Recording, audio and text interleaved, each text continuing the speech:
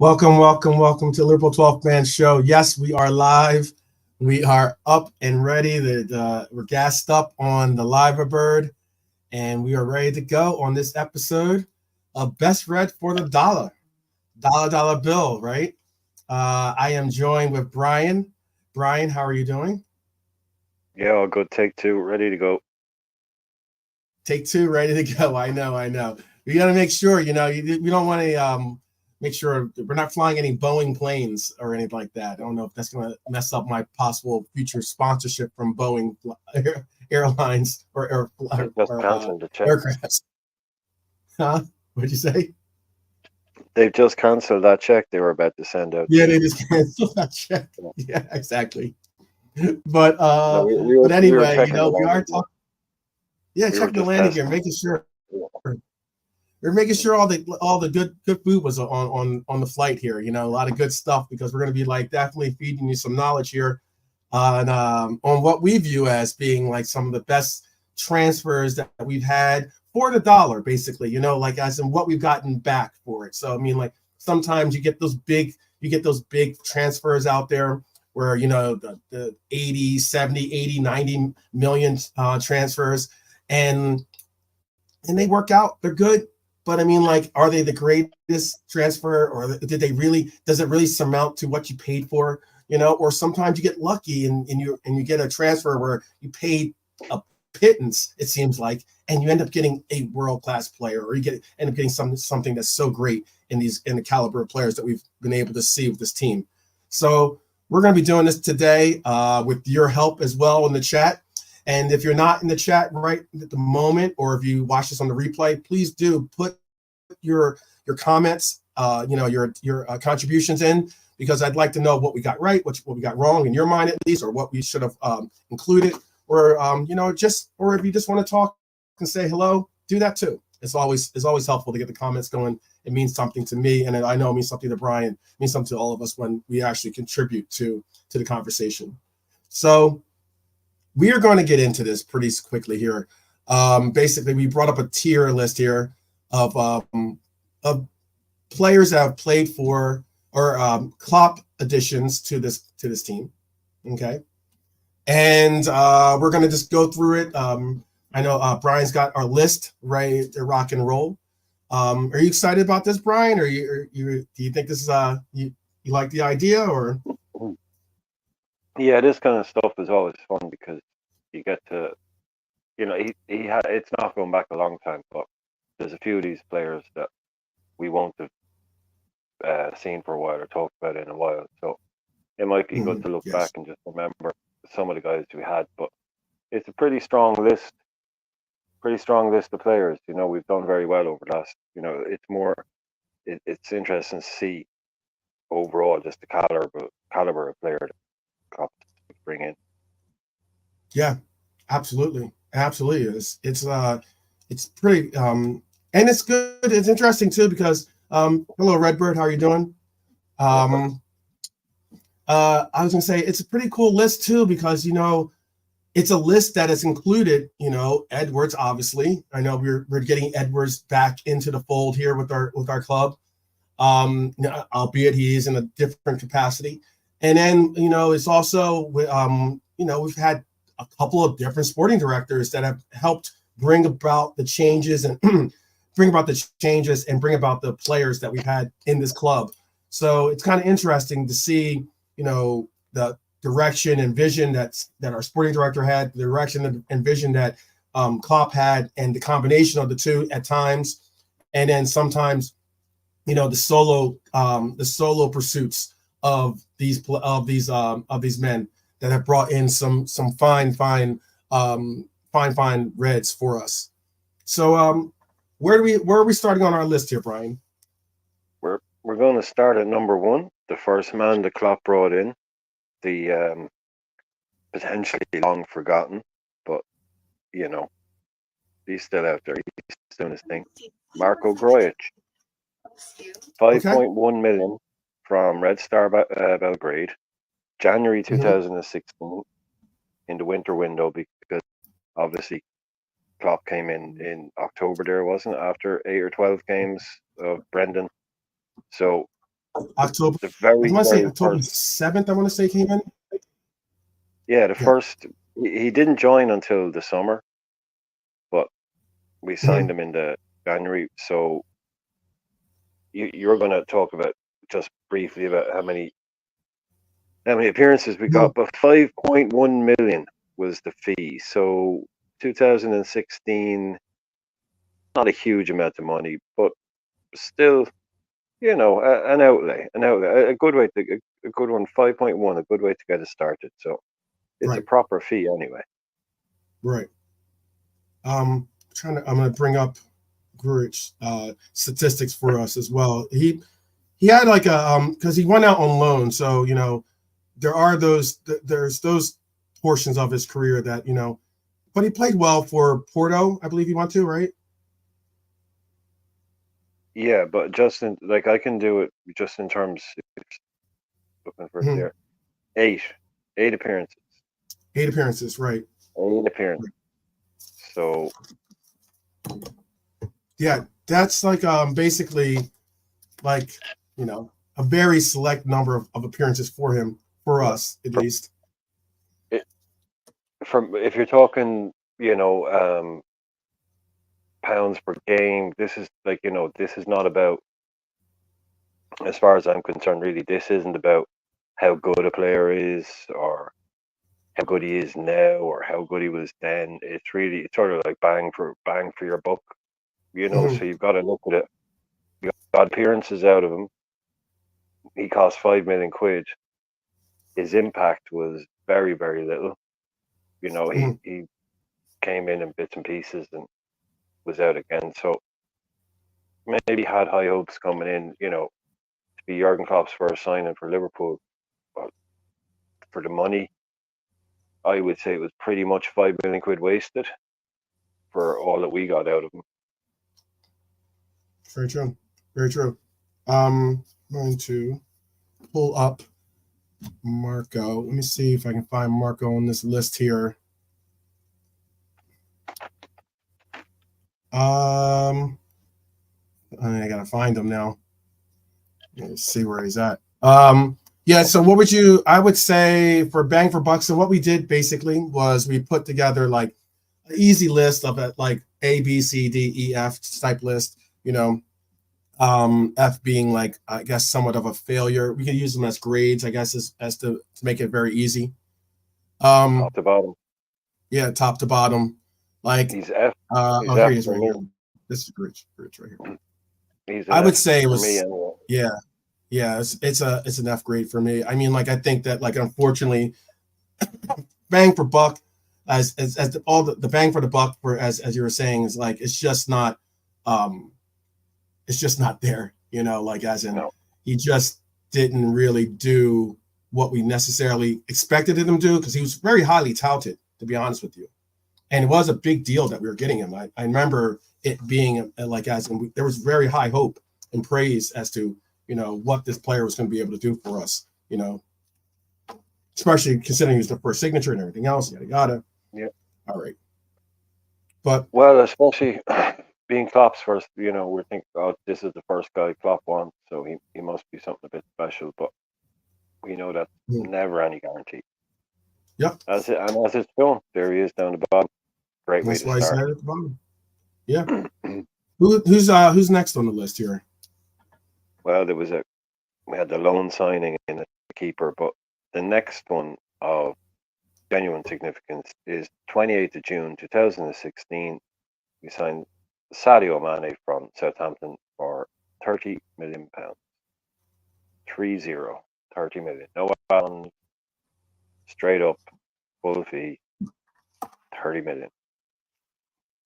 We know that with him it's a little bit different story than to what we were just referencing with Marco. Mm-hmm. Um, we're we're gonna use also the A listing here for us. He's an A lister, obviously, but we're going to put the make the B be the top of the list, and then that A listing is going to be listing, or I could possibly maybe I can even add a thing. Let me see if I can add a Our tier pound to for it. pound champion. Yeah. Yes, I'll put a pound for pound champion. Yes, I'll do that. How about I'll do that for you? Yeah. So champion. All right. The champion of the transfer battle Just champ. here. So Just champ. Sadio Mane. Yes. So when it comes to Sadio, let's see. We have. Oh, sorry about that. Commercials popping up there. Sadio signed with us, as you said, signed with us, and he is a winner. 1992 is his birth date. Trying to get to his statistics here. Okay, so in 2023, 24, he had 23 appearances for us. I want to do all stat stuff for him. I think that's obvious that where we're gonna put him. We could put him in the A listing as well. I guess it's pretty obvious where we're gonna put Sadio. Yeah, make sure I get you're the talking statistics for you. 269 appearances in total. You know, Yeah. Just sorry, I was looking at the other thing there. Yeah. Mm-hmm. Okay. Yeah, so 269 in total, 30 million pounds for all the trophies he's won. It was a big fee at the time. It was a It big was fee. It certainly was. Yeah. a player from Southampton who we apparently stole from under the nose of Man United, which makes it even sweeter. So I think he comes in. Yeah, I think just pound for pound, like he's not a bargain. You know, it wasn't. You couldn't say, "Oh, he was a bargain." We did pay a lot of money for him. You know, so it's not like some of the other players on this list where I'd be ranking it that way Right. because that was a huge number for us at the time. Still, you know, so it was a big money signing. But I think definitely full, more than say full value plus 50%. So I'd say yeah, that just in terms of pound for pound, probably worth 120. You know what I'm saying? Right. We got Yeah. for that kind of impact. Right. So. Yep. For the impact that we got from him, I mean, that's okay. So he's had 269 starts for us, 120 goals, 47 assists. I mean, that's some pretty nice little return from him, to say the least. His closest best was at RB Salzburg when he got 44 goals out of 85 appearances or starts at least. But for us, 120 goals, that's exceptional to say the least. And he also played a bunch of different positions for us too. Played left wing, played right wing, center forward.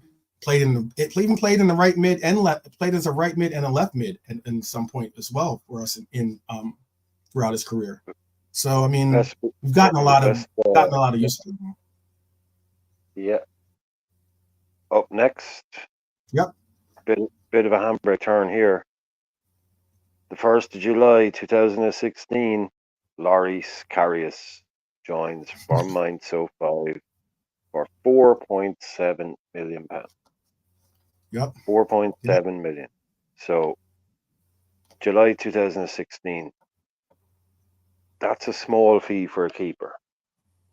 Okay. It is. That is a small fee for a keeper. It is. But he was at the time, I believe at the time he was the backup for the start for the German national team, right? Here he is. Yeah, he was in and out. He's a backup for them. Yeah, just quickly for us, 29 league appearances over 3 seasons. So came in probably to compete with Mignolet take the spot. Yeah. But it's kind of funny that like it wasn't until injury that he actually got his real opportunity to actually make any type of impact. Albeit he did make an impact in the sense of a positive impact, and then he eroded that in all the capital gain basically with his performance in that final, unfortunately. And that's a lot of what everyone remembers him for. Unfortunately. Yeah. But in terms of judging him as a pound for pound signing, I don't actually think he's that bad, because he played his whole way through that campaign. He got us to the final as the keeper. Mm-hmm. He wasn't awful really at all. Just in terms of like what we got for him. If he had done that and we had paid 24 million for him, I think it'd be a completely different story. Right. Yeah. So I wouldn't, I might even put him above Groich, because I can't judge. I could put him as an E. I wouldn't put him as a failing grade completely, because he did get us to that final. I mean, like, we needed him to get us to that final. And we're judging it on the transfer. Yeah, that one game, that would be fair to do. So for 4.7 million, he cost less than Groich did. He had a much bigger impact. Like you say, sometimes they're better or worse. So yeah, I'd go E. Yeah, I'd go E too. Okay. How about who's up next? Well, Joe Matip on a free transfer.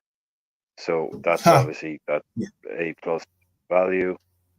Next up is 20th of July, Ragnar Klavan for 4.2 million. Yeah, I'm gonna put Matip up in the A. By the way, just so you know. Yeah. I mean, there's nothing better than a free transfer, and despite the injuries, the amount of presence and contribution that he's made, despite that, has been exceptional. And the player that we had is an amazing player too. But go ahead. What was the next one after Matip? That's Ragnar Klavan. Joined from Augsburg on 20th July 2016 for 4.2 million, and he made just over 50 appearances for us. I don't think there's a lot to be said about him. Do you? I think for 4.2 million, fine. Yeah. Move on, maybe D. Yeah. I would move on. I wouldn't. He's not someone that we have to like reflect back on a storied career, right? Yeah. No. After that, in came Manninger on a free, so we're not really worried about that one. So next up, 22nd of July, Jorginho Wijnaldum joins from Newcastle for 25 million, with a potential extra 2 million, which we no doubt ended up paying because of all the stuff that we won, etc. So that would be 25 million pounds in 2016. So with Ginny, like he's an interesting transfer too. 237, by the way. Appearances. 237 appearance. Oh wow, okay. But I mean, like, I was gonna say, what was interesting is that he didn't necessarily come in with like a boatload of fanfare, coming from Newcastle, right? They got relegated. Yeah. He played as left winger, right winger, attacking midfielder, looked good in games. Do you know actually who he was quite similar to? Do you know actually, when I think about at Newcastle, he was quite similar to Gakpo. To the way we have Gakpo, left wing, number 10, probably say a more prolific Gakpo, but he played every game for them. But he'd be brilliant in a game and then go missing for 2 games. Yeah. But he scored, I think he scored for them 14 goals or something like that. But yeah, he was a winger. He was a winger and an attacking midfielder, a kind of versatile forward guy. But like you're saying, it wasn't like, little fanfare would be an understatement. I think it was a bit of amusement even. Why are we spending that on this guy? Yeah, and that's why like his role with the club was a very interesting role for him to take on, because people were just had to like grow into understanding his importance. I think, you know what I mean? Like, as in, it wasn't like we knew what to expect. It wasn't like, oh, we can typecast him into being a specific positional player type deal. Considering it, as you were saying, he plays somewhat. He's playing on pretty much all over the left side there, whether left wing, left mid. But I thought Jenny was a it's a good transfer. Would you say B level transfer, or are you going to put him in at A, or where would you put him in? Pound for pound for that Genie, I think he would go into the A category for me as well. Genie, yeah. Into A, okay. Yeah, considering that the amount of appearances he put in, what he was involved in us winning, how important he was for 25 million. Yeah, I think that's great business. That's a class business. We're actually into a very interesting little run here now. So next up is man himself, Mo Salah from Roma, 1st of July 2017 for 43.9 million, but we paid 36.9 with payments up to 7 dependent on appearances and team success. So you can guarantee we've paid those. So we have paid the full 43.9 million for Mo. And just to quickly, before you get into the proper things, 337 appearances. Yeah. So plenty of yeah. When it comes to this, when it comes to Mo, like, as in, yeah, there's a lot. Like, the appearances are pretty incredible.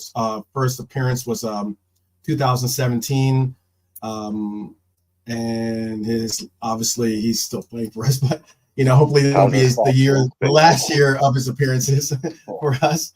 At least in my opinion, I'm on record as saying I would resign Mo Salah, or at least extend his list here. Let's see, league games, as you said, total games 337, total league games 240, but goals in 152 goals in league games, 67 assists in league games. Total games, as I said, 337, but 207 for goals, 86 assists. I mean, it's kind of obvious where this player is going, but he's certainly going to be. This isn't. I'm not going to tier it. I'm not tiering it yet. Or we can tier it if you want, but I'm not tiering it yet. I'm just putting him in the list, by the way, because normally I do tier it.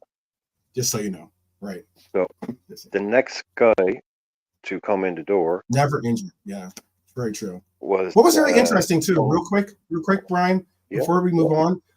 There's a comment by Stefano, and he's right about that. And he's referencing about Ginny, by the way, and it was on the sense of he was rarely ever injured. I remember he did get injured. I think once or twice, but he was rarely injured, and it was like something of a. It kind of went against the whole precedence of like this system is made to be like made to like almost put players in that injury category too often, but yet Ginny was able to avoid that very well. And that was something I wanted to just bring up real quick too on this point. Yeah, robust. Very robust. Yeah. Yeah. So up next on the 1st of July, also 2017, just showing you we had all our deals lined up and ready to go.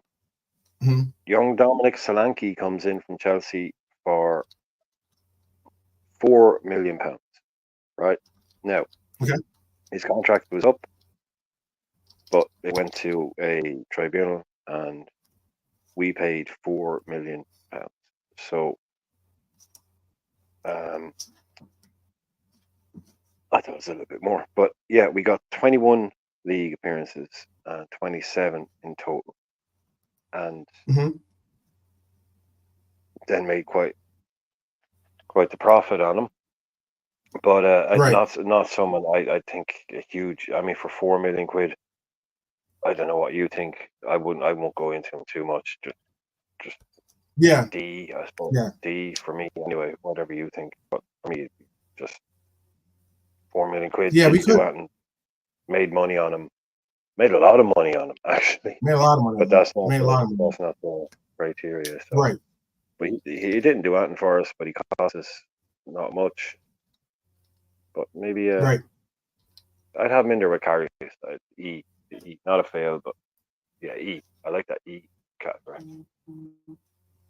Let me pull up Dominic Solanke. Yeah, only had 1 goal, 1 assist for us in all those games that you spoke of. 27 appearances. But it was more so what he's like. For the bang for the buck for us, it wasn't much, but it could come back to be a pretty decent experience, I guess you could say. Yeah, a good return, considering that he's blossomed into a player and could end up being a big cash back for us if he does move on. Yeah, we might make 28 million in total off him if we can sell on fee, and he keeps going the way he will, or the way he is, and the way that the striking situation is in England at the moment. He won't stay. Would Aston Villa will sell Watkins. I'm calling this now, right? Aston Villa will sell Watkins to I don't know, Spurs or something like that, maybe. Not sure. And they'll replace him. They'll replace him with Solanke. I will say this. What's very interesting about a lot of what's going on with the Premier League is that you're seeing a little bit more of clubs keeping the talent inside the Premier League, as opposed to before when they used to you would rarely see clubs, not rarely, but it was not necessarily a big move for clubs to transfer amongst each other, considering that you're fighting for positions most likely with those other clubs. So, if you send them to another club outside of the English Premier League, then yeah. And Aston Villa to the Spurs, Aston Villa aren't big enough yet to be able to hold on to a Watkins. Oh wow, you think? No, not if he gets offers. Not if he's told like Chelsea wants you or Spurs want you or something. But look at that's very interesting. I know Villa. I'm only asking or saying it that way because I know Villa is one of. Whenever I hear about the owners, I hear about Villa being one of the richest clubs in the Prem. Right. Their owners are. It's a bit different. I got but their owners are. Yeah. Individually, well, they have it's split between 2 guys, an American guy and the Chinese guy, I think. But Richard Bevins, I think is his name, the American. They're both kind of billionaires in their own right, but they don't throw money at Villa. Villa had to sell Villa Park. The year they got promoted, the year before they got promoted, they had to sell their ground to stop themselves going into administration. They had to sell their own stadium. They got these billionaire owners, so yeah. Anyway. Yes, let's get back into it. Yeah. So I put Dominic as an E. Yeah. So next up, one of the big ones, Andy Robertson joins on the 21st of July from Hull City for 10 million. Okay. Now, as it says, the fee is believed to be around 8 with a further 2 in add-ons. So even at the top figure there, at 10 million, I think that's fine. Well over 250 appearances for the club. Yep. One of our best left backs in the Premier League era. Yep. It's a no-brainer. Yeah, he knows where he's going. Pound for pound. I don't know where he's going altogether, to be honest with you. Yeah. He's a strong candidate for that Champions setting. He's for £10 million. Yeah, that's incredible. That's in 2017. Look at the 2017 transfer window. Look at the players that were being sold. Look at the prices the players are going for. Even back then, and it's only 7 years ago. Prices were crazy. So to get somebody for £10 million, I think there's very little you can say about that. That's one of the greatest pieces of business that there's ever been. Yeah. Yeah, I already put him in the A category. So, like, he was already going up in the A category from the very gate. He was one of the inspirations behind this episode, actually. So now we have a very, very different kettle of fish, very different proposition. August 2017, Alex Oxlade-Chamberlain joins for 35. I was just looking at the frost-tipped former Gooner, now former Red now, and now he plays in Turkey. He's an interesting case. How much did you say what was the transfer on him again? What was it? 35 million. 35 million. 146 appearances with 103 in the league, which is probably more, but 35 million, coming on a run of, we've just signed Salah, Solanke, Robertson, right? No one's thinking anything from Solanke, Robertson. No one's expecting anything from them. Salah, unknown quantity. Next thing you know, we throw down 35 million for Chamberlain. Right, for us. That was huge. That's some real big money right there. It was. It really was. What you think? It really was. I don't think I can look at that and go, we got value for money there, or he wasn't a complete utter shambles or anything. He was really good when he was fit for about a season, maybe. He did. What was that? Really he did have that little run where he where he played up front for us for a couple of appearances. I think when it might have been for Mo Yeah, he was excellent under Klopp at the start. Yeah, and then he got that injury. The injuries have plagued him throughout his entire career, but unfortunately, we were hoping, and we definitely put a lot of chips on his number, basically, that he would be able to maintain some type of fitness, and that those injuries possibly were past him. But he had 103 league appearances, 146 total games for us. In those league appearances of 103, he had 11 goals, 10 assists. In total, he had, in the 146 total games he had with us, he had 18 goals and 13 assists. He was with us for the 2019 Champions League run, Super Cup. He's got pretty much a good haul of trophies that he's had with us, where he's a part of those clubs and contribute in one way or another. But look, I'd say 6 seasons, right? 6 seasons for 100 appearances in the league, basically. I'll do them right. Don't no. 103 appearances in the league. Right? Yeah. So for them to leave on a free, for me, that's a failure in terms of value for money.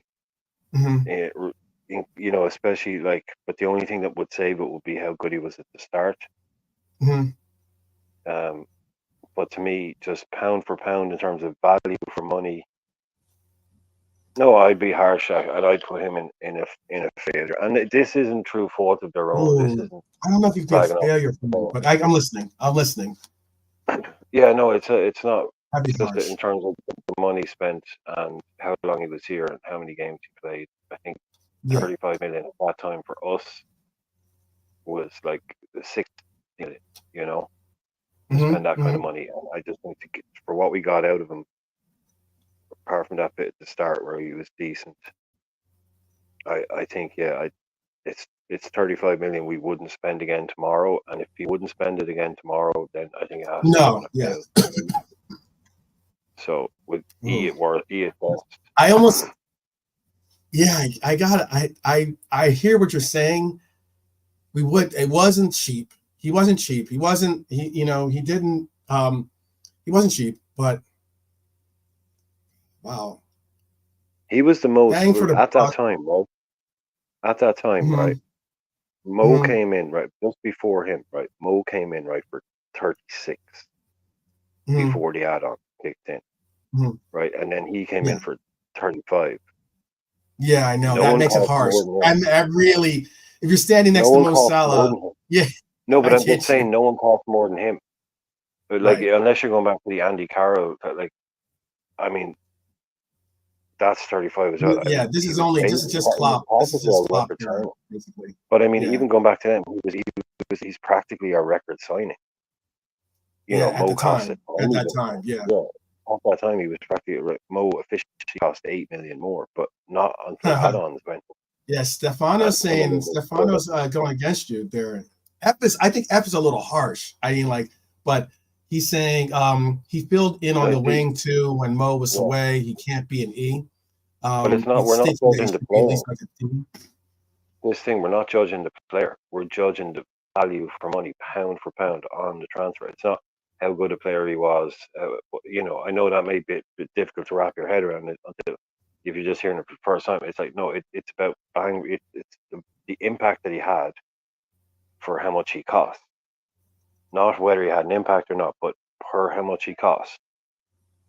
You know, that's how we're not kind of ranking players here. We're just doing it in a slightly different way, just in terms of obviously great player, but he cost 200 million quid. So you kind of got your value. You know, you didn't get amazing value for money. You got what you paid for. Whereas Mhm. say some guy comes in for 2 million and wins the Ballon d'Or, well, that's obviously better value for money if that makes it more. So for me, just purely in terms of what he cost and what you got for him. Oh yeah, That's so what I this is just why said this though. is 35 yeah, million that's at what the this time is for us at the was time. the I guess most we maybe paid for yeah, anyone. maybe We'd never paid reflectively. more than anyone. Yeah, we're going to get to Naby, but Yeah. that just for me, I think that was like I said, if you wouldn't buy him again, you wouldn't want him again. So for me, I just think pound for pound, I Mm. couldn't put him any higher than an E. But look, it's all this isn't like this I'm isn't gonna a yeah, science. it's Not a subjective, science. but I mean like yeah, it's subjective. I would say I'm gonna put him in an E. I mean I know that Stefano thinks of him as being at least a D level signing. I Yeah, can't put him in an F because I guess like if anything, um, I know that he was a big signature. I just think that hmm, I'm looking at the other participants in put that him in the E. E. Put him in the E. I'm looking at the other guy. I'm looking at Karius. Yeah. I know No, that don't Karius look at. wasn't even close to that, and I'm looking at Slanky. No, Slanky wasn't even close to that kind of like expenditure, but I could we're see it being judging. in that level for some reason. Go Don't ahead. get too. Yeah. No, we're not going to get too Yeah. straitjacketed on it, but it's bad transfer. Okay, Yeah. Oh, he's still a bad like transfer. that Yeah. word Yeah. association. Quick, Yeah. Yeah. quick Yeah. answer. Naby, good transfer, bad transfer. Chamberlain, Yeah. good transfer, bad transfer. It's what the first. It's like it's got to be down there. So right now, we did mess things Yeah. up a little bit that summer. We went on an ill-advised summer holiday to Blackpool. And we had Mhm. a meeting with a certain Dutch defender, and we went up in the Ferris wheel, and we had a conversation, and someone found out about it, and we had to walk away and say we were sorry and say we'd never contact him again. I know she's your girlfriend. I won't ring her again. Don't worry. So we had to wait until January 2018 to go back and spend £75 million on Virgil van Dijk. Virgil van Dijk. Yeah. The big man through the door for 75 big ones. See, now this Pretty is much interesting too, because like, yeah, doubling the record that's overnight. a lot of Pretty money. much That's a doubling record the signing. record overnight. Right. Breaking the Right. record until some guy called Maguire joined Man United a little while later, but breaking the world transfer fee record for a defender. And Yeah. almost like we said, doubling our own record overnight Mm-hmm. from Mm-hmm. the 38 that we said we paid for Mo to the 75 that we had to pony right up, no add-ons, by the way. Mm-hmm. Mm-hmm. We were in, eating humble pie mode with Southampton, and they were like straight up 75 million. Yeah. No shenanigans. So even at that, worth every penny. Mhm. Yep. You'd have to Yep. say, wouldn't you? Oh, absolutely worth I mean, everybody. Despite that it was such at the time it was like a record signing for us, and it was like it's a lot of money. It's a lot of money. I mean, I get it. The purse strings have definitely opened up more so when it comes to making big time signatures at that rate for center backs.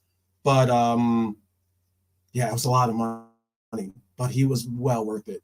Well worth it, to say the least. I mean, it's obvious that we got our hands slapped for the first time trying to talk to him, and we still said, hey, we'll wait. We'll wait. Like it's kind of like you go over to the house and the father tells you, hey, you can't talk to my daughter. You're like, okay, cool. Yeah. We'll wait. But when you say it's appropriate, we'll make sure. Yeah. It's another handbrake turn then. Yeah. 258 total games with us, 23 goals, 9 assists. Absolute, like, the list of honors are ridiculous. He has a win rate of 69.77%. He's won 180 games with us, drawn 39, lost 39. Absolute brilliant signature. Brilliant signature. Not much more you can say, really. I'll share this straight away. So, but unfortunately, you can't win them all. So next up, July 2018, Naby Keita comes in from Red Bull Salzburg a year late, a year after we'd been, we'd had to put it on. We bought him the year before, basically. But I had to wait. And in he comes then for the small fee of 52.75 million. Yep. 52 million pounds for Naby Keita. And for that we get 84 league games and 129 in total. Yep. 7 goals in those 84 league games. We had 7 goals from him and 5 assists. And from those total 129 games that you mentioned, 11 goals and 6 assists. So the guy who technically was our record transfer because we agreed to pay that money the year before. Yeah. Didn't join, but by that stage, by the time he joined, right? I get what you're saying. Well, technically, at the time he was a record signing, even though we did have that one really. Oh, I was in work and someone texted me. Right, I was in work and someone texted me. Right, and I couldn't. It was in one of those jobs where I couldn't just sort of take my phone out. I was really, really busy. So I just got this quick text saying, "Oh, you've signed Naby Keita." And I was like, "What?" I was like, "Oh crap!" So I was like, "Right, I'm going to have to wait, to go up to the, canteen or something in 10 minutes." And then I went up and I pulled out my phone and fucking brilliant! And I think I even said it to a couple of guys. I'm like, "We're after signing Naby Keita, lads. We're after signing Naby Keita." And they opened up and Naby Keita signs for Liverpool, staying at Leipzig or staying in Germany for 12 months. I was like, "Oh, come on." Yeah. Come on. Some guy just says you've signed Naby Keita, and I'm thinking, nice one. This guy is 50 million quid. Well, we're back in the big time, boys. We're spending the big bucks. And then you sit down and you see, he's going to stay at his club for a year. And I was just like, who the hell makes that kind of deal? Who the hell makes that? His play in the Bundesliga was exceptional. I mean, he was an exceptional player for his club. And he looked like he had promise. He looked like he had, really, really, everyone had really high hopes. And especially if we're going to wait a year for a player, I mean, we had to wait a year for another reason for Virgil. But I mean, if we had to wait a year, I guess we were somewhat conditioned in being able to say, hey, he's worth it. If he's worth it, he's worth it. But it's like buying a car from someone, right? For $100,000. and then and they say, right, I'll sell it to you for 100 grand, right? But you can't have it until next year. You got to pay me now, but you can't have it until next year, and I can drive it for next year. Like I can drive it, break it, and shit. Like the guy was playing every week. We paid Right. 50 million quid for him, and he was playing every week for a different team. Right. Right. No, man. No. What happens if he, like every time they play a game, you're thinking, what if he breaks his leg? What if this happens? What if that? Yeah. Yeah. Yeah. That's just not a way to do shit. Like, Yeah. I think they learn from that. Like FSG have made mistakes, but the thing about FSG is they've always learned from those mistakes. What's sad about it is we're talking about injuries, and I just saw that Realism Jared said that Robbo got subbed off in the 37th minute because of an injury. Oh, Not good. We'll see. Not good. Not good. And Simicast played a 120 minutes, I believe, tonight. It went to extra time anyway. Georgia, Greece. Mm-hmm. I think those games that he's playing in are for actual qualifiers, right, or something like that. I believe The Georgia game, yeah, but so is the Scotland game, I think. Oh, Scotland game is okay. Okay, I knew that. Yeah, originally I thought that that only. I think it might be Wales actually. I'm not sure. Okay. Wales are definitely playing qualifier as well. Scotland might be, man. Because it's all those guys that didn't quite qualify from the group, and Scotland would be a very, very much one of those kind of teams. So I wouldn't be surprised if they are. If they are playing it, but I know Wales definitely are proper games. Yeah. Oh yeah, it is a friendly. It's a game. So yeah, I thought it was a friendly. Yeah. Wales were playing Finland. I think it was. Hyler is trying to poke the bear. Your Ireland is down. Sorry, I'm only looking at the comments. Oh, okay, yeah, we're getting bet 1-0 by Switzerland. Oh right, yeah, okay. And Shaqiri. And it's Shaqiri. Power cube. Yeah, we got. Don't let that affect your opinion on his rating, because he's going to be coming up pretty. Eventually, he'll be coming up. Yeah. Let's go on to the next player. I already put Naby in as an F. I mean, I think that's kind of like, it's kind of, No, that's its own deal. Yeah. So next up, in the same month, July 18, we bring in Fabinho from Monaco for 43.7 million. A lot. 39.9 with 3.8. Again, will have been met. So 43.7 million. And he comes in, and we get 219 appearances and 151 in the league. So huge. Where would you? I mean, like, Fabinho is an interesting case because it took a little while for him to warm up to the league. He became obviously one of the greatest, one of the more preferred, I guess you could say, excuse me, players for us at DM, but kind of went out on a little bit of a whimper, I guess you could say, when it comes to like the recognition or appreciation for his play here. Let me pull up football, man. Yeah, it's football. As you said, 151 league games, 219 total games, 8 assists, 8 goals in those league games, and had 11 goals and 9 assists in those total games completed. But was a very important player for us all the same. Yeah, that is quite a bit though. 43.7 million pounds. It's quite a bit. I'm going to be the first to put him in the B. I'm going to in the B because I think, that's what you should get for that money. That's what you should get. That's the wrong way to put it. But I think we got what we paid for with him.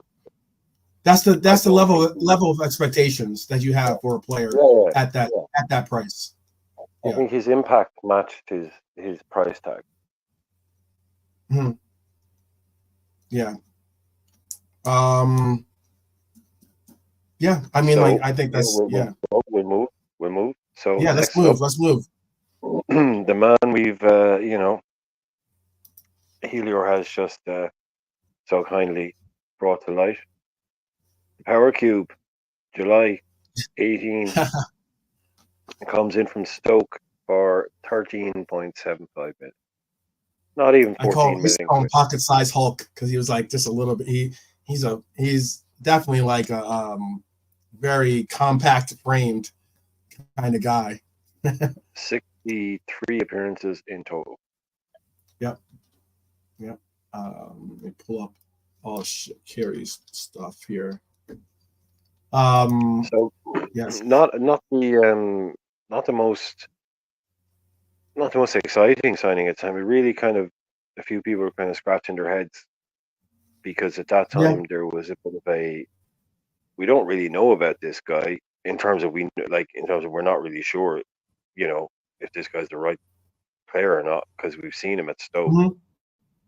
Mm-hmm. We've seen him at different places, but at that stage there was pretty much, if Klopp thinks he's good enough, if Edwards thinks he's good enough, well, even if Edwards is doing things then, but we were prepared to back it. Yeah, I think I we definitely was high on him, Brian. I was high on him because of his performances in the World Cup. I know that a lot of people have like spoken about how they don't necessarily get all crazy when it comes to, they temper. For Switzerland. Yeah, Say no, one more you're time? right. He was always brilliant for Switzerland. He was. Yeah, He was always. yeah, He stood out, man, and they were a good side. yeah. Yeah, So what as did you say Stefano's goals in saying, 8 this? goals, 9 assists, and 63. Is that kind? I mean, he's That's got, poor. huh? That's a poor return. So it's a kind of poor return when it comes to actually looking at the impact that he had. Certainly, yeah. He was a little bit tempered, at times, wanting to get more playing. Do you think he was just maybe a victim of circumstance in the sense of that was during an era of Klopp's, tenure where he tended to really go with more of the favorites, when it came to getting game time? Yeah, I think he was just a good squad player. Yeah. I think he was always just on the fringes. Yeah. He was, I think at that price, I would put him I'd be putting him in my first C. We're going to go C? D. I was going to go D. And I liked him as a player. I was very high on him. He did. Okay. Stefano saying Shaq contributed in Barcelona for not. Yeah, he was very, very important in that game too. He was very important in that Barcelona game. You're right about that. But the price, as much as like we normally, people like a lot of times, you can't say the price. You can't judge the player by the price. It's more what we're trying to judge is the value that the club got from the deal. Him. From investing that money. Yeah, exactly. Yeah, so we're trying to look at it slightly differently, not cold wise, but just in a kind of a slightly, like just a pound for pound kind of way of doing it. So you'll spread them out a bit more differently. So someone like Shaqiri cost 14 million, which isn't a lot for a player his quality, but didn't do a whole lot either. Actually, when you look at it, never let us down, as they say. But never for really. 13.75 million pounds, that's not exactly breaking the bank. Exactly. Yeah, exactly. It's not breaking the bank for what you're. Yeah, and that would be today. That would be like, okay, yeah, where do I sign? Yeah, absolutely. Yeah, just okay, right. So yeah, moving on. Yes. Any guesses? Yes. Who doesn't know who came in? I know we've got some quick brains in the chat, so I'll just give it a 5-second guess if anyone. I know. Who came in after Shaqiri in that month? It was the same month. It was 6 days later. Who did we sign after Shaqiri? Well, look, I'll tell you. If you got it, you got it. I'll believe you if you tell me. It was Alisson Becker. He came in from Roma for 65 million pounds. Right now, it was guaranteed 56, 53 to Roma, 2.2 to International Mm-hmm. for 9 million in add-ons based on Premier League and European success. So again, we can guarantee we ended up paying every penny of those add-ons. So Yeah. £65 million. He comes in Mm-hmm. and we get so far 255 appearances. So with someone like this, I think, is this our first current player? No, Robbo's. No, it's not. Well, Robin. yeah, Yeah. the other two boys, yeah. But it's the first current player that I've kind of actually thought to say that we're kind of only going up to now, basically. Mm-hmm. So we can only go up to now. Obviously, Right. some players, Right. it'll be more relevant later on with some of the players, but up to now, Right. world record for a goalkeeper again until Chelsea decide to come along and try and prove that they're bigger than us by spending more than us on a keeper by buying Kepa. Yeah. Again, I think I'd put Ali in the B category with Fabinho, because I think for that fee, this is kind of what I would have expected. Just in terms of interesting, Brian. You're definitely going to get. I'm sure you're going. You're definitely throwing a bullseye on your back right now. Yeah, because people are going to look at it and say, I called Alisson a B level player, where that's not where it's coming No, from. you're not saying he's a B level player, but I'm just saying. Just in terms of the fee, the impact for the fee, I couldn't sit here and go, wow, no one was expecting that. I was just thinking, right, well, we must have bought a serious player. It's like Alisson B. No, it's just the Alisson transfer, the fee versus the impact. I think the players above him. So yeah, I'm going to. That's the way I'm going. But you put him in A. It's your thing. So. I know. So here's why I put him in A for me, because of what we said about Virgil.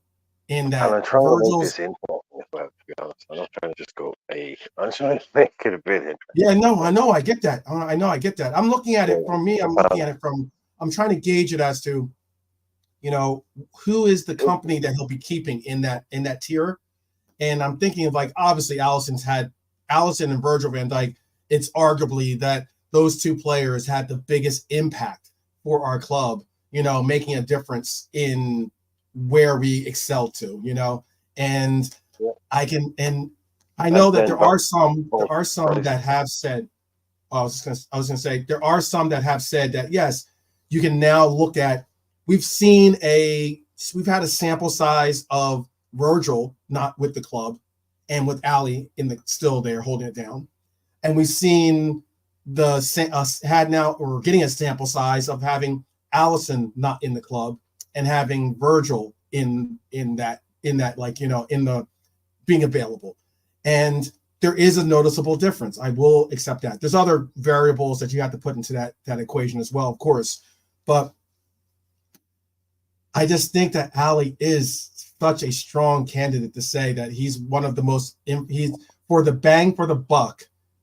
I get it was a lot of money, but I just saw it as the tier. I saw it as, okay, when we spent that money, it wasn't like I was disappointed in any way with spending that money. I was like, okay, I mean, if it meant we had to spend 10, 20 more million to get this kind of player, I would have been like, it makes sense. That kind of, you know what I mean? Did you get what you expected for that money? Yes, I think we got what I expected. Did you get what you expected? Did you get more than you expected? Did you get a lot? Did you say, oh, I knew we were getting a £65 million footballer, but I didn't think he was this good? Or did you think, well, he's 65 million, he must be amazing. He shows up and it's like, yeah, cool, he is. Do you know what I'm asking? I know what you're saying. I guess I did. I guess this reason why, because of the player you mentioned earlier too. For instance, I get Chelsea spends whatever they spend for players, but at the time I was thinking, okay, this goalkeepers are going for this kind of price. Like good goalkeepers should be going for exceptional numbers, like really eye-watering numbers. And and all things considered, I was like, okay, the price I was cool with. I didn't think we're getting a steal. I didn't think we're getting a steal for the price. No, exactly. But I definitely would say that we got a little bit, maybe a little bit more. Like Roma could have held out for more money, I think, if they wanted to, because that's how. Okay, well, you can put them where we go, and I'll come back to this. Okay. When we start fighting about it. Yeah, when we take an overall look at the list. Yeah, sure. So let's move on. Next up, Sepp. I think we'll skip over Sepp. Okay, so 28th of July 2019. So we're into the next year's transfer window. Harvey Elliott joins from Fulham for a fee of £4.3 million. Okay. How much did you said you were on Harvey Elliott, right? How much did we spend on Harvey? 1.2 million set by tribunal, but the full cost will be 4.3. Okay. Because he's. Okay. I didn't hear the point. No, you broke up a little bit. Your mic broke up a little bit, or at least the trans. Yeah, at least what I was hearing. Yeah, I heard 4. I had 4 and a 3, and I was like 43. I was like, what? No. All right, 1.3. Very, very, very different. 107 appearances. I see that. Yeah, 107 appearances for him. So he'll definitely have broken the threshold to pay the full money for him. So 1.2 to start with, right, and then 4.3. Oh no, that's not how that works.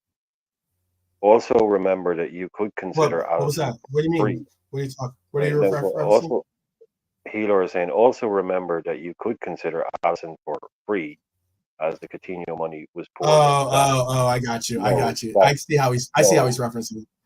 No. Healer, if you sell your car, we'd already made that. I think he came. Allison came before Coutinho, didn't he, or no?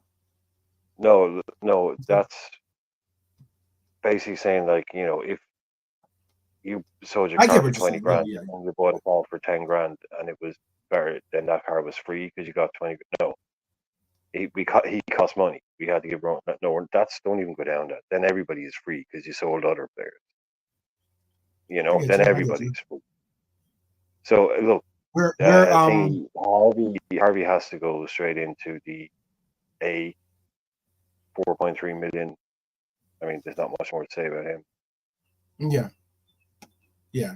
So skip to. So you say an A? Yeah, I mean for 4.3 million. I mean, that's not bang for your buck. I mean, it's got to be. He's the first teamer for Liverpool. Yeah, for sure. I'm looking for Harvey for the club. Oh, where is he? I saw him there a second ago. He has his old haircut. He doesn't have his thing. Where's he gone? Yeah, he doesn't have his ringlets, or whatever you call them. Going down to the second tier. I think that's him third from the left. Is this him, right? That him third from the left on the second tier. Yeah, I think that's him right here. I have him right. That's him, right? Yeah, that's him. That's him. Yeah, I think that's him. Okay. So after that, we brought in a couple of goalkeepers on free transfers. And then the next one was January 2020. We spent 7.25 million to bring in Minamino from Red Bull Salzburg for a total of 55 appearances in the league. So 7.25 million for 30 league appearances, some great cup performances. I mean, yeah. He's not It is kind of crazy too. Yeah, 4 million Harvey Elliott's current market price, according to probably Transfer Market or something like that, 35 million. I didn't. You're breaking up a little bit. What player are we on right now? Oh, sorry. Can you hear me? Yeah, I can hear you. Can I can you hear hear me? you. Go ahead. We're on Taki Yeah. Minamino, Oh, 7.25 Taki, million. cool.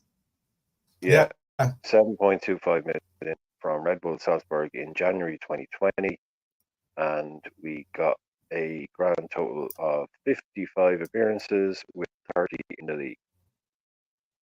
Mm-hmm. So 7.25 million. All his cup performances. I'd say it's about on the nose. I don't think it was. I He mean, didn't. yeah. Especially for the league, he didn't put the work of inside the league. 7.25 million. Yeah, 7.25 million is, 30, as you said, 30 league games, 55 league appearance, total games. I mean, he was monumental, for us in some of those League Cup games, where he really stepped up, and we really needed him to step up. Tom Gordon. And yeah, absolutely. Had it's very interesting. I only had 30 appearances, but he had 4 goals in those 30 appearances, like I said, in league games, but 14 appearances. When it came to actually the League Cup, or these the League Cup, even the FA Cup that year too. That's where he was really important for us. He was really that player that we needed. 14 goals, 3 assists, and 55. Yep, exactly. I would for 7 point. I'd put him in C, a C or a D. Yeah, I'm happy with C. No, he'd be in there with Shaqiri. Him and Shaqiri are fine together, I think. Yeah. Yeah, I don't think he was not harsh better. Putting him in D. 7.5. How much was Shaqiri again? Shaqiri was what? 13, how much again? 13 million. You can put him in C if you want. Yeah, I mean, I'm not gonna. I understand what you're saying. He probably gave almost the same level of contribution. I said C first, and I thought you were saying C or D. Okay. I'm happy. Yeah, I'd say C. 7.5. Albeit he wasn't. I think we should have gone for another forward on that Red Bull Salzburg team, but still all the same. It's all good. All good. Fine. Yeah. So we moved. We brought in that young kid, the Rajay kid. But so August 2020, we're into the next season now. First signing of the 2020-21 season, if you don't include Rajay, keeper. We waited until August, by the way, and then we brought in Kostas Tsimikas from Olympiacos for 11.75 million. Yep. So, and as it stands, only 47 league appearances, but 84 in total. Yep. Over the one. Hasn't scored his. He's another player. Hasn't scored a goal for us just yet. But has 9 assists in league games and 16 assists in total. Excuse me. High win rate. I think at that price, there's not a lot to be said about him. I think for 11.75, there really isn't a whole lot to be said about him. Mm-hmm. Really, I'd put him in. I would put him though in. I'd put him in the C. I'd put him in there with C. Yeah. With I was going to say possibly D, but C is more likely. He'd be a high D, if not a low C, if anything. He'd be in between. So we can stick him in there and we can move on because it is impressive. This might be the point where this channel ends and falls apart. Oh no, goodness gracious. What are we going to do? Because on the 18th of September 2020, we put down £27.4 million. 27.4 million. 20, but 7.4 could be added on appearances and successes, adding up to the 30 million that is most widely reported. We signed Thiago Alcantara. Oh man. Put the kids to bed. Put the kids to bed. Close the windows. Yeah, we got some heads in the chat too for this one, so I'm sure. Oh man. 27.4 million for now. I can do it if you don't wanna. 68 league appearances. 68 league appearances and 98 in total. Yeah. So we got Yeah. 24 in the league, 25, 18, and then 1 so far this season. So for the man. money, remember, it's I'll all just rip about the the money. band-aid It's off. all I'll about, rip it off. yeah. I know that Thiago is one of your favorite players. I know that Thiago is certainly one One of of your my favorites. one of my favorites too. But I mean, yeah. And I know, Stefano, that was a portion we were going to consider that possibly, but we weren't going to wager that into or put the wages involved in it. But I mean, it's hard to not have that be a part of the It thinking can be in the back sometimes of with your some of mind. these players. It Yeah. would just add a whole other level of Yeah. analysis. So, but I'll rip the band-aid off. It's been a failure when it comes to our beloved Thiago. The Rolls Royce that just seems to always never be able to be like street ready, like can't drive it out on any of the can't bring it out on the highway because you might break down, unfortunately. But I mean, it would have been nice to take it out in the city. You know what I mean? You need to have your one driving behind you. Yeah, exactly. Yeah. Yep. Yep. But yeah, look, I mean, this is one of the reasons. This will explain or illustrate, and I think my pick for champion will explain and illustrate really what we mean by this list, because this is a bottom tier mega player. Mega. This is just own it, eat it, suck it up, and use this in the future to maybe temper your brain when it comes to things. Not you, I'm saying just all of us. When it comes to transfers, there are no guarantees. No. There's none. I think what is it, like 50? Is it like 50%? It's basically a coin toss when it comes to transfers, no matter who it is. They've evened it up a bit with data these days, but when you're talking about a human being, data can only tell you so much. So yeah, it's not an amazing hit rate. Directors of football at the top level would, and I've heard it said, would they take 60? They'd take that. They'd consider that pretty much good work. 60% of transfer working out, because it's a guy an African guy that is playing in Germany, moving to England, or a Spanish guy that's been playing in Russia, moving to Germany. It's just it's the variables that come into it. Well, we all know about like some with who was it, Cameroon, I think, or something like that. Like some of these players, you have to definitely take a grain of salt when it comes to figuring out. Yeah, exactly. If even their birth certificate is the original. This is really what we're looking at with this list, is in terms of the money spent. This has got to be the ultimate, up there with Naby Keita. It's just for what we spent, what we got was absolutely zero. What we wanted, what we got. No, it's got to be down there. So we'll move on to something better. I got you. Yeah, he's saying Thiago transfer fee was paid off over 4 seasons. I will love the player no matter what, for his quality, his elegance and movement, a thoroughbred, damn to injuries. He's enjoyed every minute. Yeah, big up. It's the difference between loving the footballer and what we're doing. Oh gosh. Yeah. Big up to the Mighty Red Army out there. Big up. I'm just sorry. I'm just laughing at some of the comments coming through because I knew Thiago was definitely going to be that button pusher. I'm going to move on to happier times. Yes. Yeah, I know. Drifty probably is looking for our location, but go ahead, Brian. I'm sorry. Only about 3 days later, I think it was only about 3 days Mhm. later.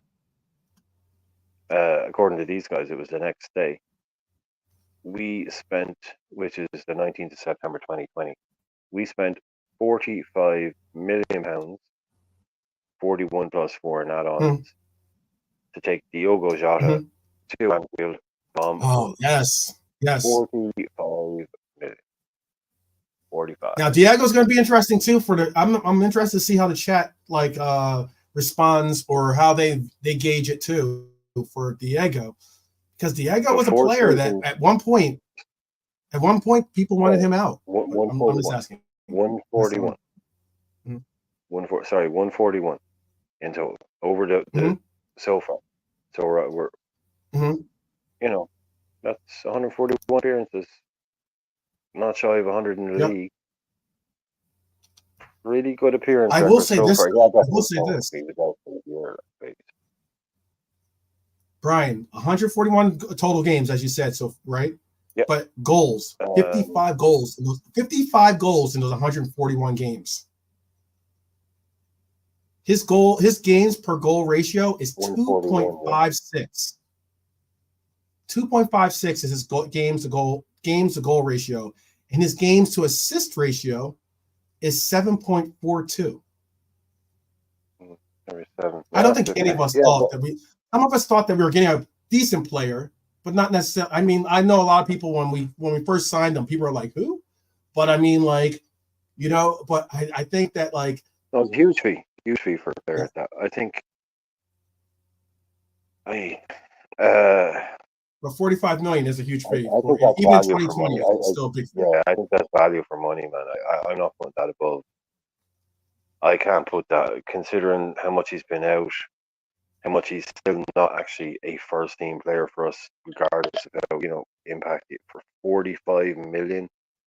Mhm. Uh, I wouldn't be putting that in the we It's either a B or a C. That's basically where we're going. I yeah, can't. I mean, he's a phenomenal player. We all get that, but we're just trying to go bang for the buck. And I mean, yeah, like yeah. considering This is an that, expensive ticket. considering the amount of we of injuries and such that he's had to go through, and albeit not all these injuries are necessarily like non-impact injuries where he's just injury prone. I don't. I mean, I don't even know. Like sometimes when I hear injury prone and I see Stefano's comment, like I don't necessarily know if he's injury prone. He's Some players are all unfortunate to three, man. get. Yeah, like if Yeah, someone some players lands are like, all three. Yeah, yeah, they are. Some players are injury prone, unlucky, yeah, and um, what's the other one? What was the other one? I think, yeah, like Lee's gone out of my head. But yeah, some people are both. They yeah, are injury prone and they're freaking unlucky as well. I suppose you are kind of unlucky to be injury prone. But yeah, the worst yeah. thing is when you see someone who's injury prone, as people say, and then they get put Mhm. out of a game, and it's because someone kicked them. It's not because of their own Yeah, fitness, right? That almost right, annoys me a bit exactly. more. So you've Yeah, got him in C. Okay. We did slow down then for a little while. yeah. I will just run quickly through the Do next you few have a after problem that with the to C? come Do in. you want to No, campaign that's for him being cool. a B? No, I'm I mean, cool with the like I know C. I said I wasn't going to tier it, but I definitely kind of just tiered that because I wanted to make sure that Yeah, I definitely just tiered that a little bit. yeah. But all the same. Go ahead. No, I'm just saying we did go a bit quiet there for a while. So quick beat the next Yeah, we few did. that came in were Marcelo Pitaluga, Callum Scanlon, Mhm. Stefan Okay. Bajcetic for 224 Mhm. grand, Ben Davies, Ozan Kabak, Do you want to Kate do the Bishetic Gordon, one? Do you want to do the Bishetic one? Because I mean, he is one of mm, no. Would it be 200 too? Would it grand, be too 200 harsh? grand. Would it be too harsh? You just want to put him up there somewhere. I'll just keep skimming through these. You put him Go wherever, he's ahead. fine. 220 grand. Ben No, it's okay. Davies then for 1.6, Ozan Kabak. Cade Gordon. Cade Gordon actually cost us £3.4 million, right? Okay, Wow. right. So we come back then. I think we can come in again at July 21, and we spent £36 million on Ibrahim Konate. And just on a quick one, as we stand, 85 appearances, 48 in the league, which is unusual actually to have almost kind of similar numbers. But only 48 league games so far over the 3 seasons, 11, 18, and 19, and 85 in total. So I think it's real. For 36 million, the jury would be out at the moment, although it's looking like fantastic business. Mm-hmm. Right now it's looking like it was fairly 50-50 for a while. It's just like, this guy is amazing if he stays fit, but I'm Mm-hmm. not sure if Mm-hmm. he's going to stay fit because he keeps getting injured. And I can't Right. convince, the more he keeps getting injured, I can't convince myself, oh no, it'll be fine. He's starting Yeah. to stay fit and What is show how his good he is. Hi Lord out there. Hi Lord. Do a quick check for what is his market value, by the way, Hi Lord. Just wondering. Not have that be a factor in this. I was just wondering actually. Yeah. Well, if you go transfer market, they'll always go low. I'd imagine transfer market will put him somewhere around the 55. Okay. They're always around 20 below what real, like, transfer market is famous for. Like, they'd have Mo Salah in at 80 million or something, because they're Mhm. super, with whatever way they do it, they really put the prices down low, which is so they can't be wrong. Basically, they will not overprice a player. Basically, Mhm.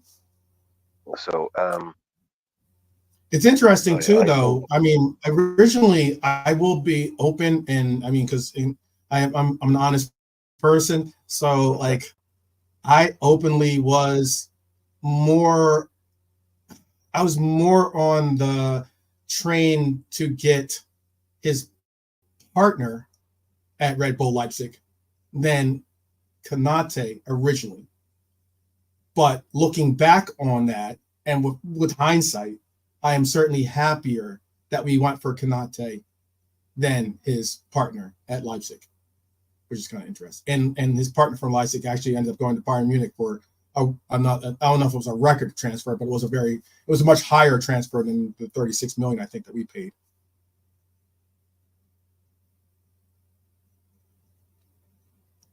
You there, Brian? Oh, you're on mute. No worries. Maybe you're on mute on purpose. Um, so yeah, so that was something I just saw. Like, as okay, so High Lord just put in, and he's at 45 million. You know, that's interesting too. Holland's 100 million, 180 million on transfer for Holland. Really, Stefano? That's crazy. So Yeah, sorry. they did not. Just No worries, no worries. I figured what you had what something going on. what were we I was saying? just What no, were we saying? He's I was just saying 45, about is it? how like originally I was just making it transparent that originally I was looking at Upamecano more. Oh yeah, yeah, I was more interested in possibly going for Upamecano than I was Konate, because I got kind of maybe like caught in the wave of hype for him. You know what I mean? Well, Um, it's an interesting one because there's this one guy, and he never really gets any credit, like, because he's not one of these transfer guys. But it just shows you that journalists get a lot of they get a lot of stick, making mhm, stuff up and yada yada. But some of these guys out there really, really, really know their stuff. And there was a guy on. We were playing them. They were playing together, and we were playing them in the Champions League, I think it was. mhm, mhm, And nothing had been announced, but there was all that talk about us being after him and after the other guy and all of that. And everyone was saying something different, and we're being linked with other people. And this guy, he's not even like a big famous guy. He was on the podcast the week before that game, and he said, sorry, I'm just sitting down here. mhm. Liverpool's new centre back. No, yeah, Liverpool will be facing their new centre back next week, and it's not Deo Upamecano, right? And Mhm. nobody had been saying Canade was a done deal. he said it's a done deal. They're playing next week, and he's not open mechanicals. All the talk is open mechanical, and this guy's just some random journalist, and he just doesn't go out doing that kind of stuff. And I picked up that straight away. I was like, okay, cool. And he was spot on. He was right. And for about 2 more months after he said that, there was talk every day. It's open mechanical. So there's some guys out there, Yeah, you know, that have don't be a finger on the pulse for certain. Yeah. So next up, we don't do anything that summer after that, and we're into January 2022. And this was interesting to me. We go to Porto after Tottenham spent too much time trying to get the paperwork together and faffing around, and we slapped down 50 million quid for Luis Diaz from Porto. 37.5 could rise to 50 million with add-ons. So that's a lot of money. 37.5. Now those add-ons, not sure if we'd have hit them yet, but they don't state what they are. So 50 million quid for Mr. Luis Diaz. And just on a quick one, where are we? So far, only 57 league games and 86 in total. So 13 games, 17 games last season in the league, then 27. So right, and he has been someone obviously that's gotten hit. I wouldn't. He's another player I wouldn't put as a injury-prone player. I mean, the injuries we've seen him have been injuries caused by impact, actual Not a huge sample size, really. I mean, he's been here a long time. He hasn't actually played that. When you look at that's not actually a huge amount of games. No, it's not.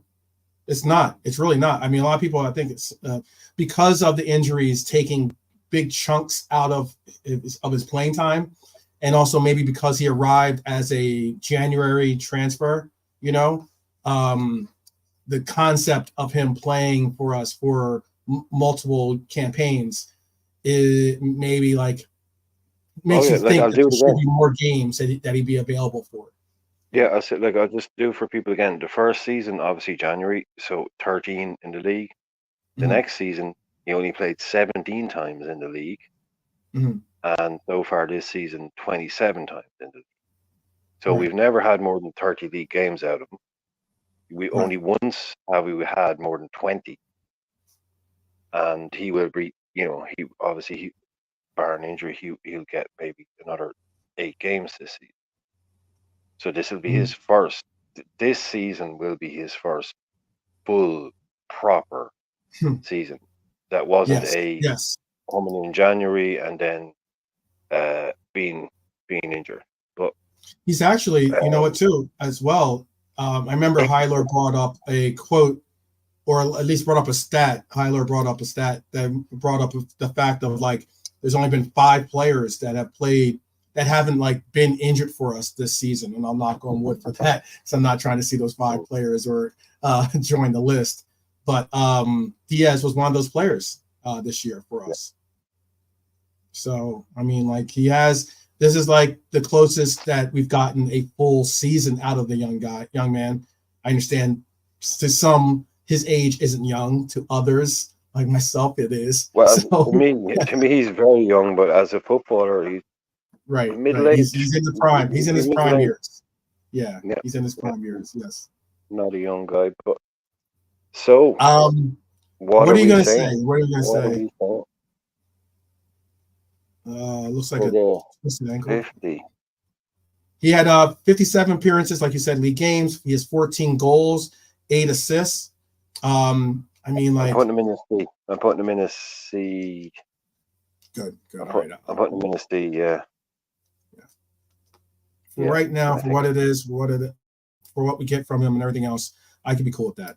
We won't have any red on red violence here. Because I know. Sometimes me and Brian go. Yeah, but see, the thing is, I know you. you're a capitalist, you see, you're an American, and I know at the end of the day, you actually have always got the bottom line, that dollar sign in the back of your head, and That when dollar someone bill. actually mentions money, Yeah. you actually it makes you Yeah. think. And you're like, well, actually, when you say 50 million, It's a lot. yeah, I know. Yeah, it's the way to get to your heart, your black heart. I mean your dark heart is where you know Yeah, there, the evil 12th man is to say, well, there you go. The evil top man. you're paying the bill. You're paying the bill by the way. Oh well, actually no. Yeah, Yeah. then it's a little different story. Yeah. Okay. Okay. Yeah. I mean, I love your restaurant and Um, everything, but but then, we forgot to put I forgot to put Kanate. I'll put Kanate in as a C. I'll put him as a C. yeah. I think that's good, despite it. Yeah. Okay. So Go right ahead here we now. go. Here Back we back go. back on track then. Right. So on the 14th of June, 2022, first signing of the summer, we go to Benfica and we say, here's 85.3 million pounds. Let's see how this one 85. goes. We'll see how this one goes.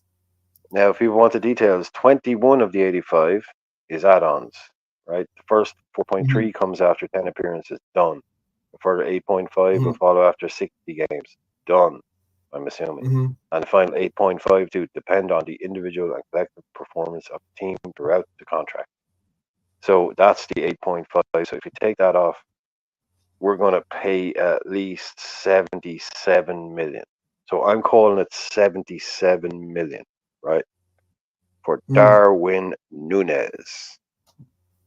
Quick synopsis: 55 appearances, 84 in total. 55 in the league over 2 seasons, 84 in total. Again, these are the harder ones because we're having to judge it on a much shorter sampler size. It's Yeah, much easier when a player was here for uh, 5 years and then they yeah. left. It's much easier to say they were worth the money or they weren't worth the money with Mhm. someone like Darwin. But right now, as it were, right now as it stands, yeah, I mean, I'd be yeah. I don't think we can put that in A class business. I would struggle to put it in there with the Fabinhos of this world. He's not a. I'm not going to call him a failure. I'm not going to say that. I'm not him a failure. I'm not going to say it's a failure in terms of pound for pound because there's more to him. Mhm. I don't know how you're feeling. I just think we were that's our transfer record, by the way. He's our most Yeah, expensive player yeah. of He all is our time. most yeah of all time. Yep. So Do you put in so when I go against and I've made this argument before when it comes to Darwin, I get that there's a lot of other things that you want to rate and consider, because it's very interesting. I was just because when we brought up Darwin, I saw his numbers, okay, and I just put him in the chat. have you got League his games, goals? yes, Can you read them out to me? yeah, Yeah, yeah. Can 55 you read me out? games, Okay. Yeah. yeah, yeah, 55 league Right. games, 19 goals, 10 assists. And then all comps, 84 games, 32 goals, 16 assists. And it kind of made me say, it's very interesting because I was looking at Diaz. We just got done evaluating Diaz, for instance, who was at very similar number of league games, very similar number of total games. League games for Diaz with 57 games, 14 goals, 8 assists. Total games for Diaz was 86 goals. 86 games, 22 goals, and 9 assists. So, Yeah, but then the other night, people are saying, "Oh, but look at Diaz's record. He never scored goals. So why are you complaining that he's never scored goals?" Like we bought mm, Diaz to score goals, or we bought Nunes to score goals. It's like, it's I think he falls down on that metric. I yeah, like it. I think in 2 years' time he might be an. I mean, I there's don't a think he's going question. to be an A. He'll never be an A because of how much he costs. Because so Mm, you know what I mean. He'll mm. never be like that kind of thing. Hmm. But I mean, I have him in like we're in there with Jota, Diaz, Minamino, Kanate. I just think for the price, I can't put him higher than a C because he cost bang for our buck so far, which is all I can judge it on so far. It's got to be a C. It has to be really. Yeah, bang for the buck. I mean, we're gonna hear it. We're gonna hear. We're gonna hear it.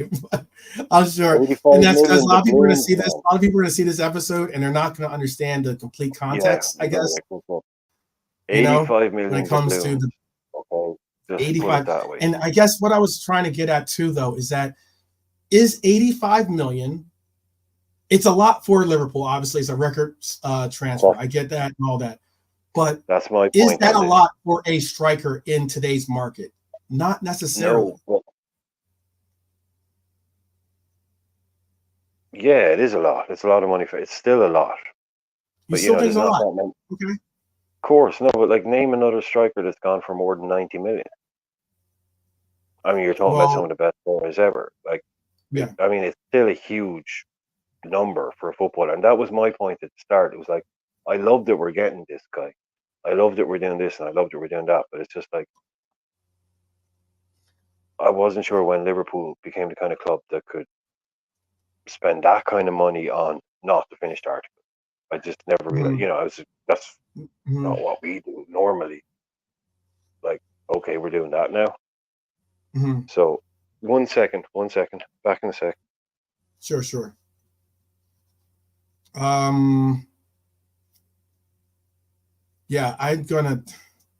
It's gonna sound harsh if we say it's a C, but I don't know if like we can. We'll like I'll say it's either a B or a C. It's a good question because I think like personally I think that Dom is going to, if we were to put Dom on the market today, I think we'd get close to 90 if not 100 million for it. He should be 100 million style player. That's the question, like if we were to put that in. And I think even with him not being the finished article per se, I think that the I personally just think that 75, 80, Sorry, I'm obviously back. the initial price was what Brian said earlier. It went up to 85 million, but that was with appearances, that's with like overall performance goals being met by the club and such and such.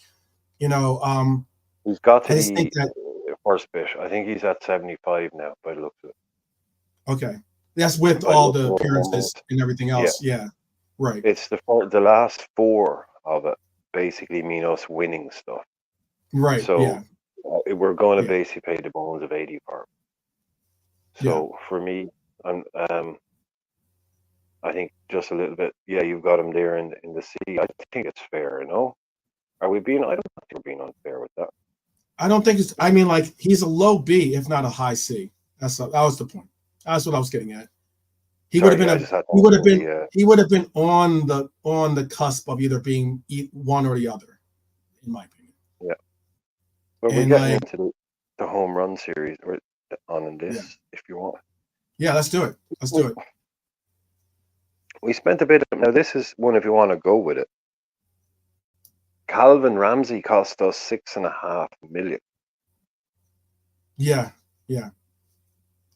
Yeah. Now we'll just skip over him. Okay, Yeah. I Fabio don't. Yeah. Carvalho, I feel seven bad point grading Calvin seven. Ramsey. Ramsey's a certain. I don't know if he's injury prone or not. If you want to go into that route or whatever. He's just been unfortunate about his injuries. He's got a lot of promise, but we haven't seen it yet at all.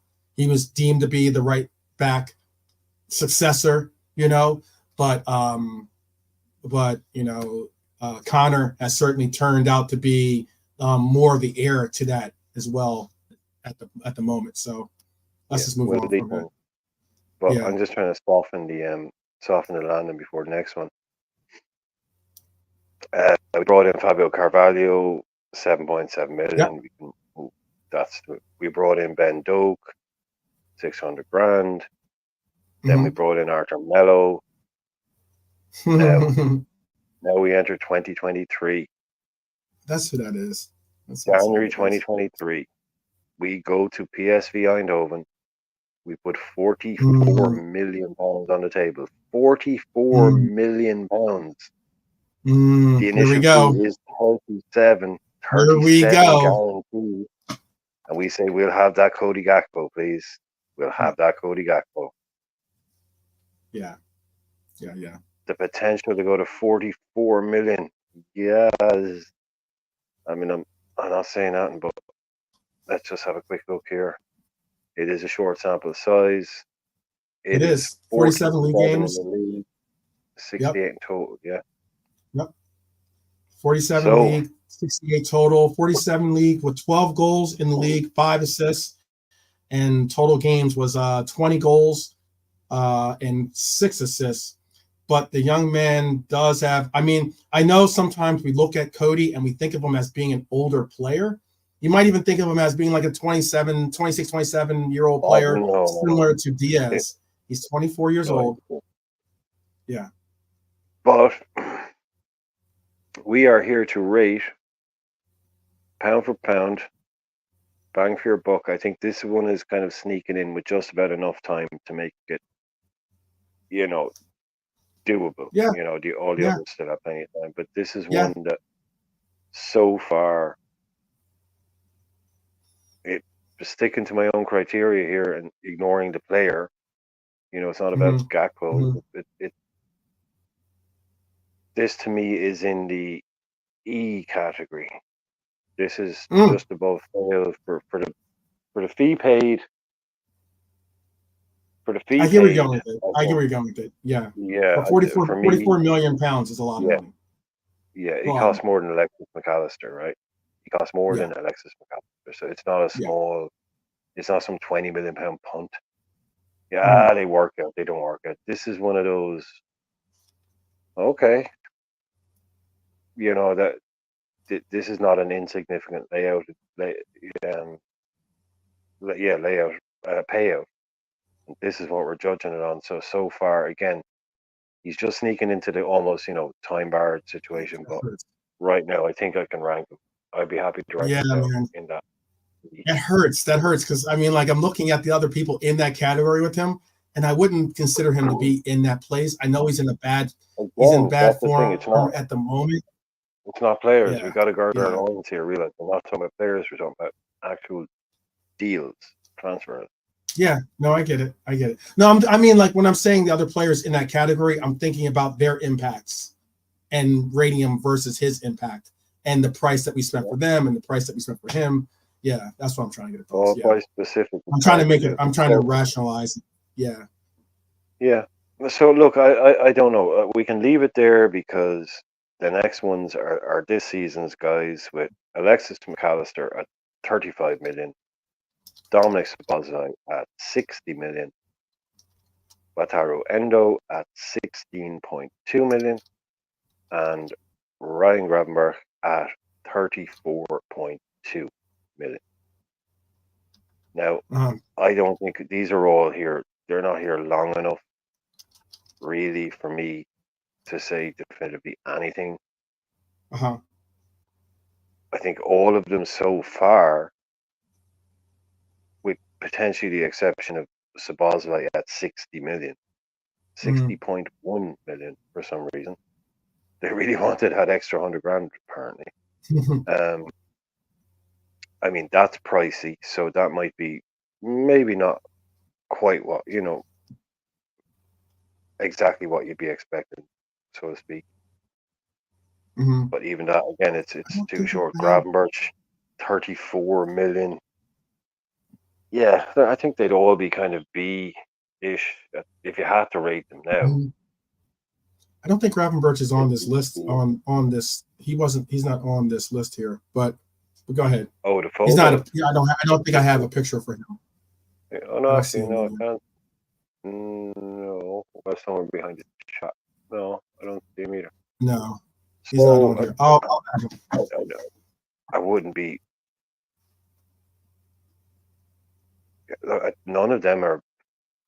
It's like none of them got you thinking, oh no, what have we spent our money on?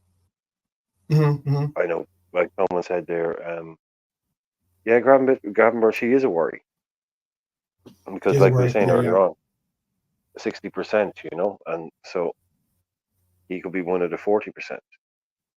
yeah, But yeah. between them, Gravenberch and Gakpo have cost us £76 million. It's a lot. It's a lot. It's a lot. So yeah, It is a lot.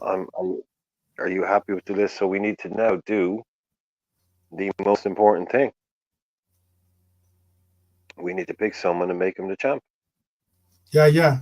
Oh, well, we're not going to put Endo. We're not going to do Oh, Matt do Callister. you want to do this year's guys? Because I'm just saying that for me, Okay, because of the sample size, or yeah, we're only here like 5 minutes, so I put them all in the kind of I know the B or the C, just so in for terms of instance, then what were you well, for what we were getting? I think because I would put McAllister at least in a B, if not an A, if only because he was a steal at 30 some odd million, however much we paid for him, right? 45. Yeah, And yeah. No, they yeah, can all and go in a list, but they'd all have to go in the same category. I mean, yeah, I is think what all I'd of them be have saying. Like they could performed all be very B's or well on C's, that level. but I'm sure it's we would only get what 9 months. possibly a little bit of pushback on Dominic, but like I think I'm I'm willing to go with like Well, no, for if you right want to now, go with it, if you considering want me that to do it, if you want me to do it, then yeah, yeah, I'd go Alexis McAllister B, and yeah, then I'd go Alexis B. I would go Dom and Wataru. Sorry, no, uh, probably yeah, Wataru B. Dom High C. It's tailed off a lot. B. right, yeah. Yeah, B. I put Dom And as a C right now. Gravenberch C. Definitely I Gravenberch don't have a C. picture for Maybe I know Gravenberch, Gravenberch but is yeah, D. Yeah, no, I'd yeah, have I'd actually put Gravenberch Gravenberch as a unfortunately as a D right for right now, D. but Yeah, yeah, yeah. he's quite a Okay, bit of yeah, money and he hasn't necessarily like yeah. Sample size yeah. hasn't, but his sample size is pretty Exactly. It's lacking. very yeah. As you can tell, we just throw them in there, and that they're not serious. That's just Right. where we land right now. I only put in Dom, Endo, and McAllister. I didn't do Gravenberch. I don't even have a picture for Gravenberch actually. I don't think he's on Yeah. here. But So I think that we if can we just take a look at this, we can the top spice it pick up a for our little bit best as transfer well. Yeah, we is can ask people in the chat who they think yeah. to I rate think the Stefano worst. says for the money, Mo Salah is the winner for him. Stefano has Mo Salah. Yeah, but put your Um, worst. Who do you think is the worst? Like even if they're not an F or whatever, whoever, if in the chat, people, who do you think is mhm. the worst pound for pound? Again, not player, not worst footballer, just the worst actual transfer in Signing. terms of money we Right, right, spent, right, signed for Liverpool, right. not what he did before, after, just purely on that basis. Yeah, we'll call it the king If and you, the king and the joke. Well, king and the joker. Who's the joker and who's the yeah, king? yeah. So now our 1, 2, 3, 9 is 8. We have Mane. We have, is that Matip? Yeah, Joel Matip, um, Then we have Ronaldo, Salah, Robbo, Salah, Virgil, Ali. Who Overall, I don't know that you want him in B, but I did bump him Ali, to the A. yeah, I was Ali gonna and bump. Elliot. And then yes, and that's Elliot. Oh, okay, And I right. get So that some people might look at this again as Brian earlier explained, just in case what it is for this listing is not necessarily that Elliott isn't an A rating player, A rated player per se. It's more so for the paying for the buck, considering he paid what was that, 4 million for Elliott, I think, or something like that, right? It was something yeah, around there. 4.3. I mean, yeah. If you told me, I'm sure most teams would bite your hand off if you said, "Hey, we're gonna sell you Elliott for 4 million right now." I think they'd bite your hand off. Yeah. And that's the thing about it. I get it. Yeah, Salah is certainly up there. Got a Salah's shout for apparently Keita got a anyway. lot. Salah's Got getting a a lot. first Yeah. shout for Keita as the Joker. Yeah, I'll put that as. Can you hear me? Yeah, I can hear you. I'm gonna add that row. Oops, Oh, right. Okay, cool. Yeah. So, how to? Oops, putting too many now. Oh, it'll only give you. Yeah. It made me. I can get it. I can get it. Oh, bump the boys in there. Yeah. It made a bunch of them. I was trying to hit it, and I thought it would go to it, but I'll make sure it deletes these. So yeah, so we have a bunch of rows. I think, unfortunately, I think the Joker is probably going to end up being Keita. And I think Salah is going to be the best transfer. I mean, for the money, I mean, like, you know, it's kind of crazy, and this is going to be maybe me just thinking outside the box. For the money, I would say that Harvey Elliott has been our best transfer, if not Robbo. Robbo's a good shout, very good shout. For the money, I would either go Robbo or Elliott. Personally, I would go. Despite I understand Salah has been phenomenal. This is not dictated on the actual player per se, you know, as in like his status or anything like that, but more so what we paid for the player and that being associated with his contribution and what he brings to the club and everything else and what we've gotten, what he's been able to contribute in return. Yep. I think you can have a strong spell. This is our whole aim. I'm completely. I don't think it's not like a two-horse. It's a two-horse race. It is. But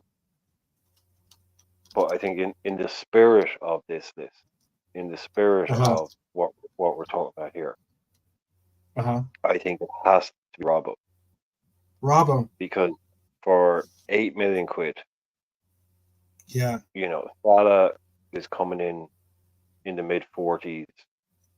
Salah's coming in and heavy in the chat. In the chat, a lot of people have a lot of people have Salah as heavy being in the chat.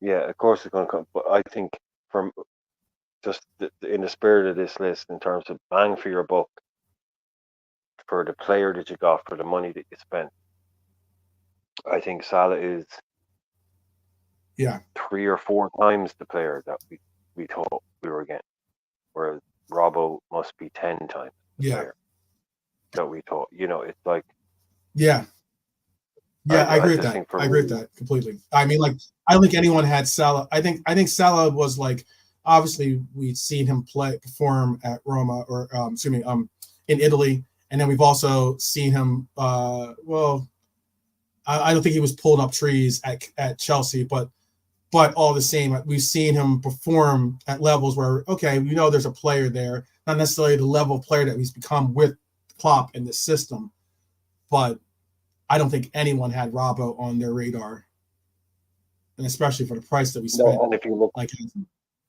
look at the list of players that were transferred around that time, look at the players that cost £8 million or less.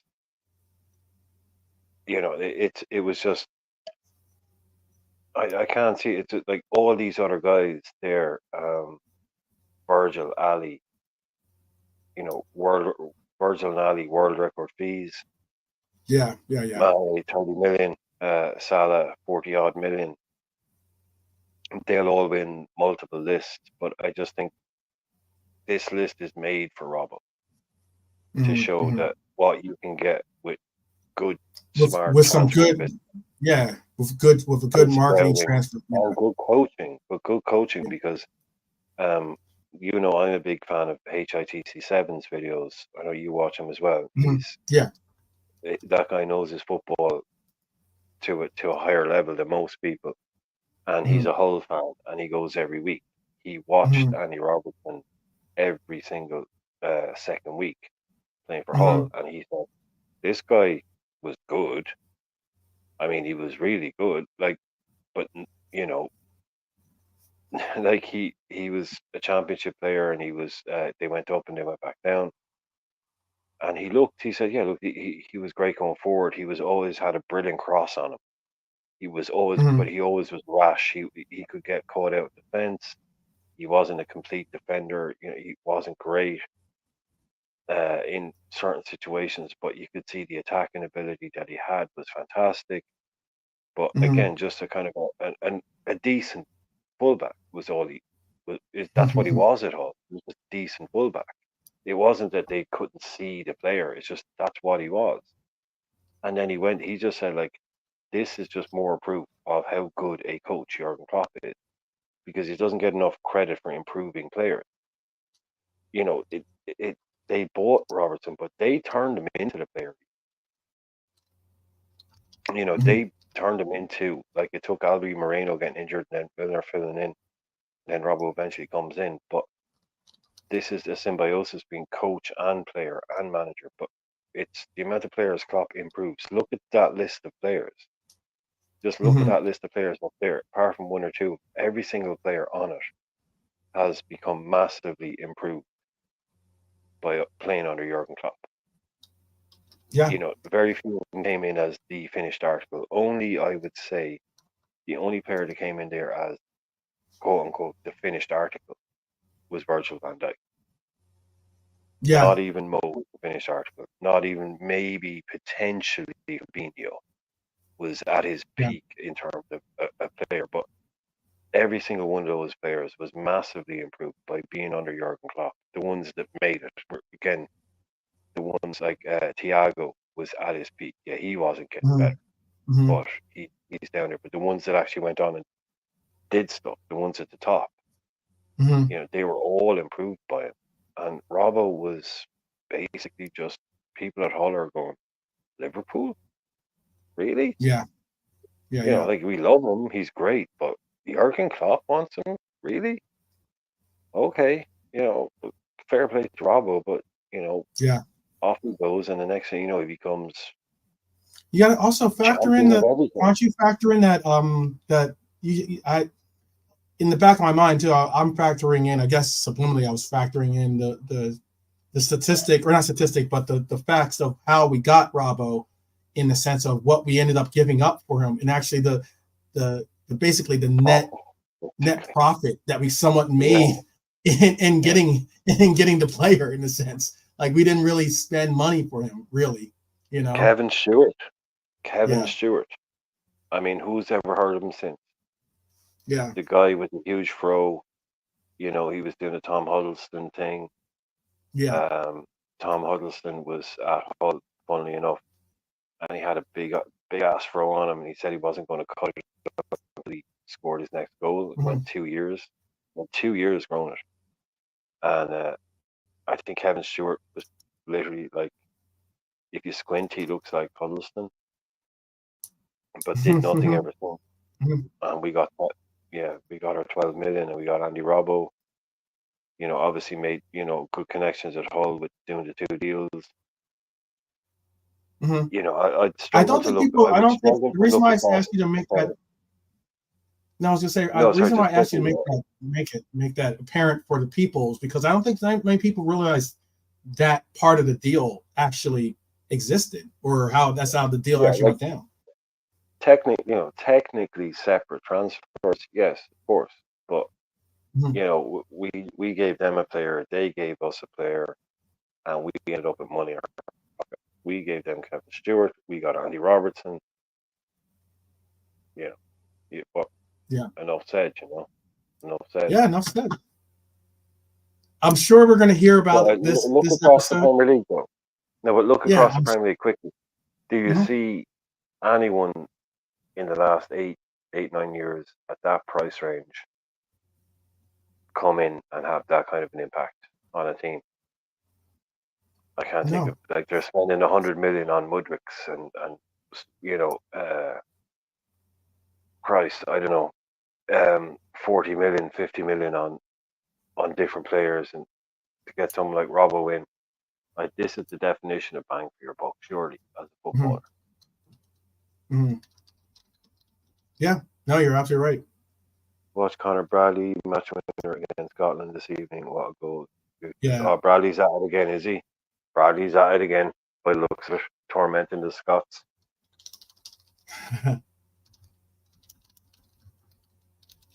That'll be a Yes, I was tasty just, game as well.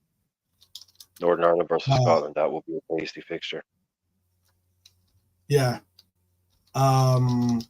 I was just about to say to High Lord, I'll say to the entire chat and or to those that watch this later on, we do have an episode coming up involving Connor, and it's going to be a fun episode to take part in. I'll just leave that as a spoiler, or not spoiler, or as a teaser, excuse me. But yeah, I think we're going to have a very interesting look or response to this list. I hope people kind of conceptualize what we are saying by making this list the way it is. I get that we got the champion and the Joker. You know, I unfortunately Nabi does end up falling into that realm.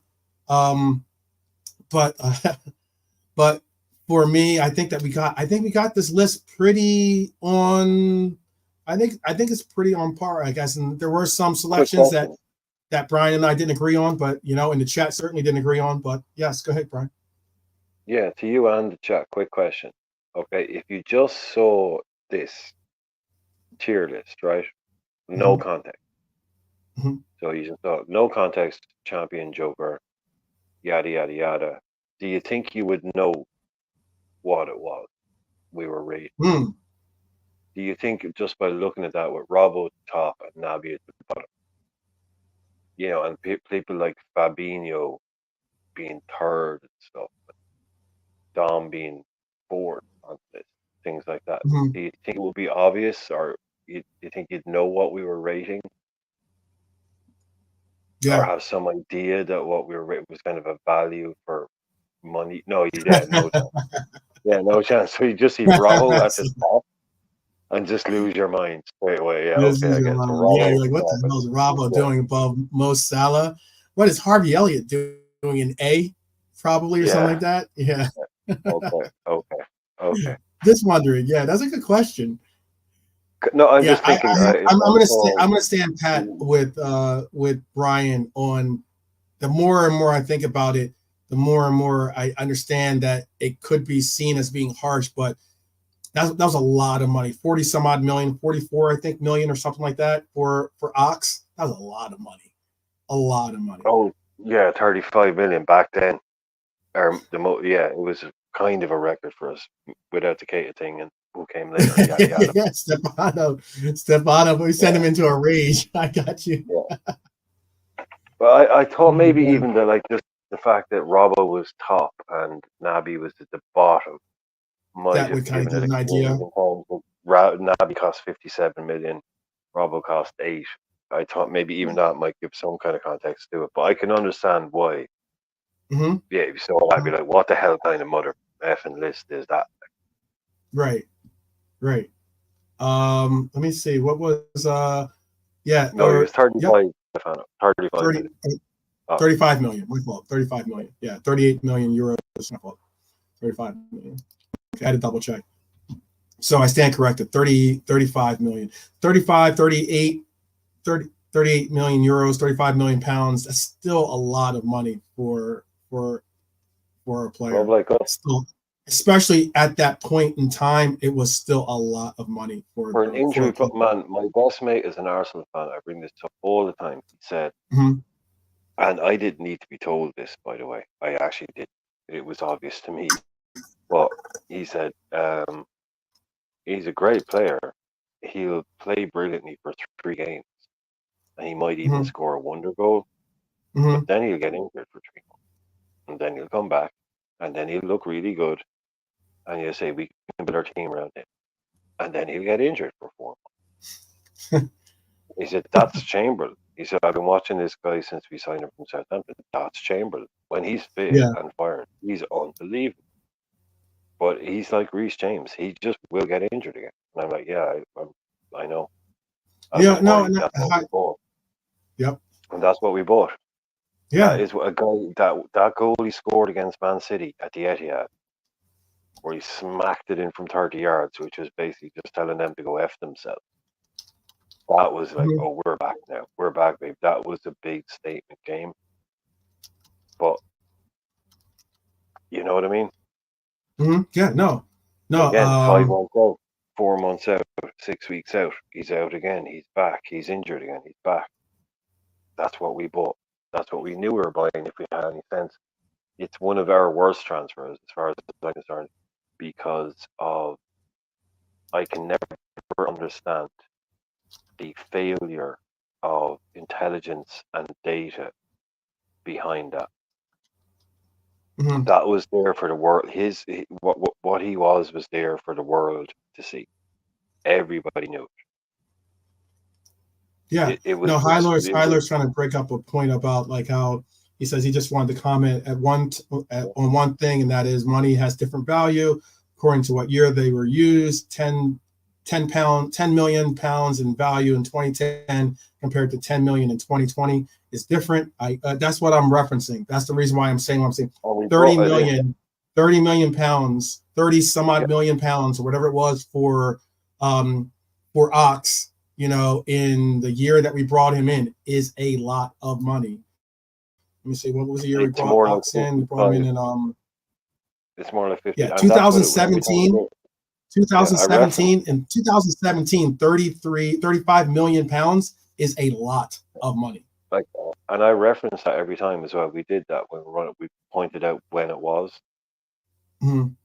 We were pointing out like, yeah, this is like X amount, and it is in 2015, 2016. Mhm. That has to come into it, and you should, you kind of allow people to do their own mental math on Right. I and know. figure out, We're saying, I'm just laughing because I didn't. oh Uh, no, yeah, yeah, you gotta do whatever yoga poses you gotta do to kind of find your zen. Yes, Stefano, please do. This wasn't intent on trying to this bring wasn't anyone supposed into to our rage bait at rage. all. This was not Yeah, this is supposed to not rage rage bait bait. at This is all. not rage bait material, you know. No, But no. This is just introducing people to new concepts, and yeah, not it new was just concepts that interesting. make Yeah, sense. No, it's been done yeah. before, but the whole like pound for pound, literally pound for pound kind of idea. Because you Hmm. can rate all these guys all day long and put different guys up, but this is just. But it's a good way of doing it as well, because it is football related. It's not like, oh, let's rate them in terms of who I like the most, or Right, it's right, got, right, it's got right. an edge to it, and as you can see, people are engaging in it. It's like, Yeah, but that's what it's I all think about. I It's think all the about spread is engagement, correct. creating dialogue, creating discourse between us. Trying to just maybe bring out some type of alternative approach towards having a conversation when it comes to at least this matter. Trying to find a I think champion and trying to find a joker. I think we all. Naby's I am. unchallenged. What's Naby that? is unchallenged. Yeah, Naby yeah. is unchallenged. Yeah, he's Unchallenged so, at yeah. his position as being, unfortunately, the I think there was Joker. one shout actually. One shout for Thiago.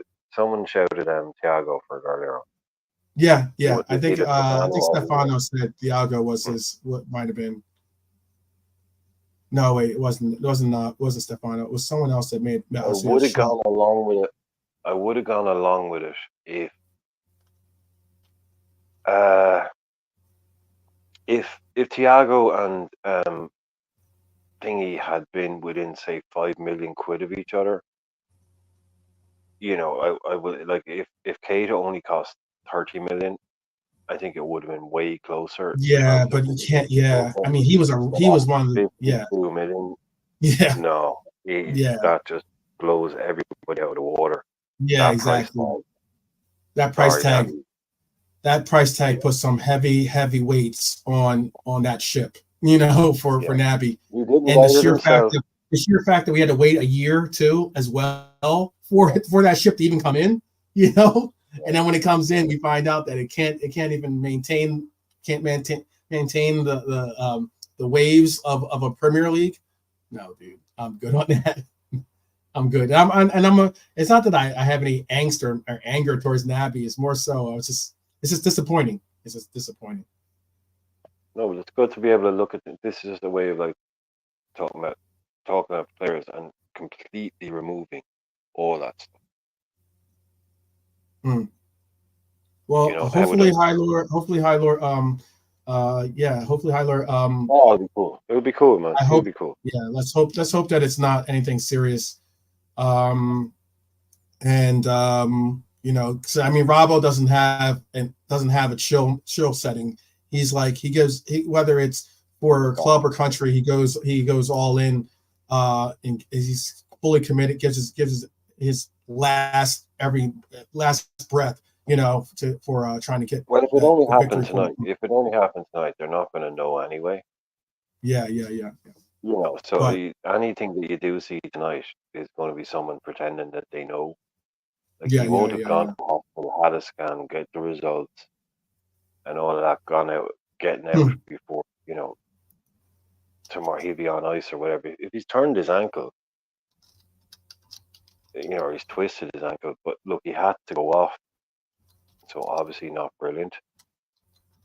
Can't deny that. Hmm. But look, knock on wood, and we'll see. Yeah. I'm gonna say big. It's off topic real quick because we're gonna land. We're landing the plane here. Landing gear is out. But Stefano says off topic. Anyways, guys, he went to watch the new Ghostbusters movie yesterday. Don't bother. It's a 5 out of 10. Wow, that's rough. Siskel and Ebert there.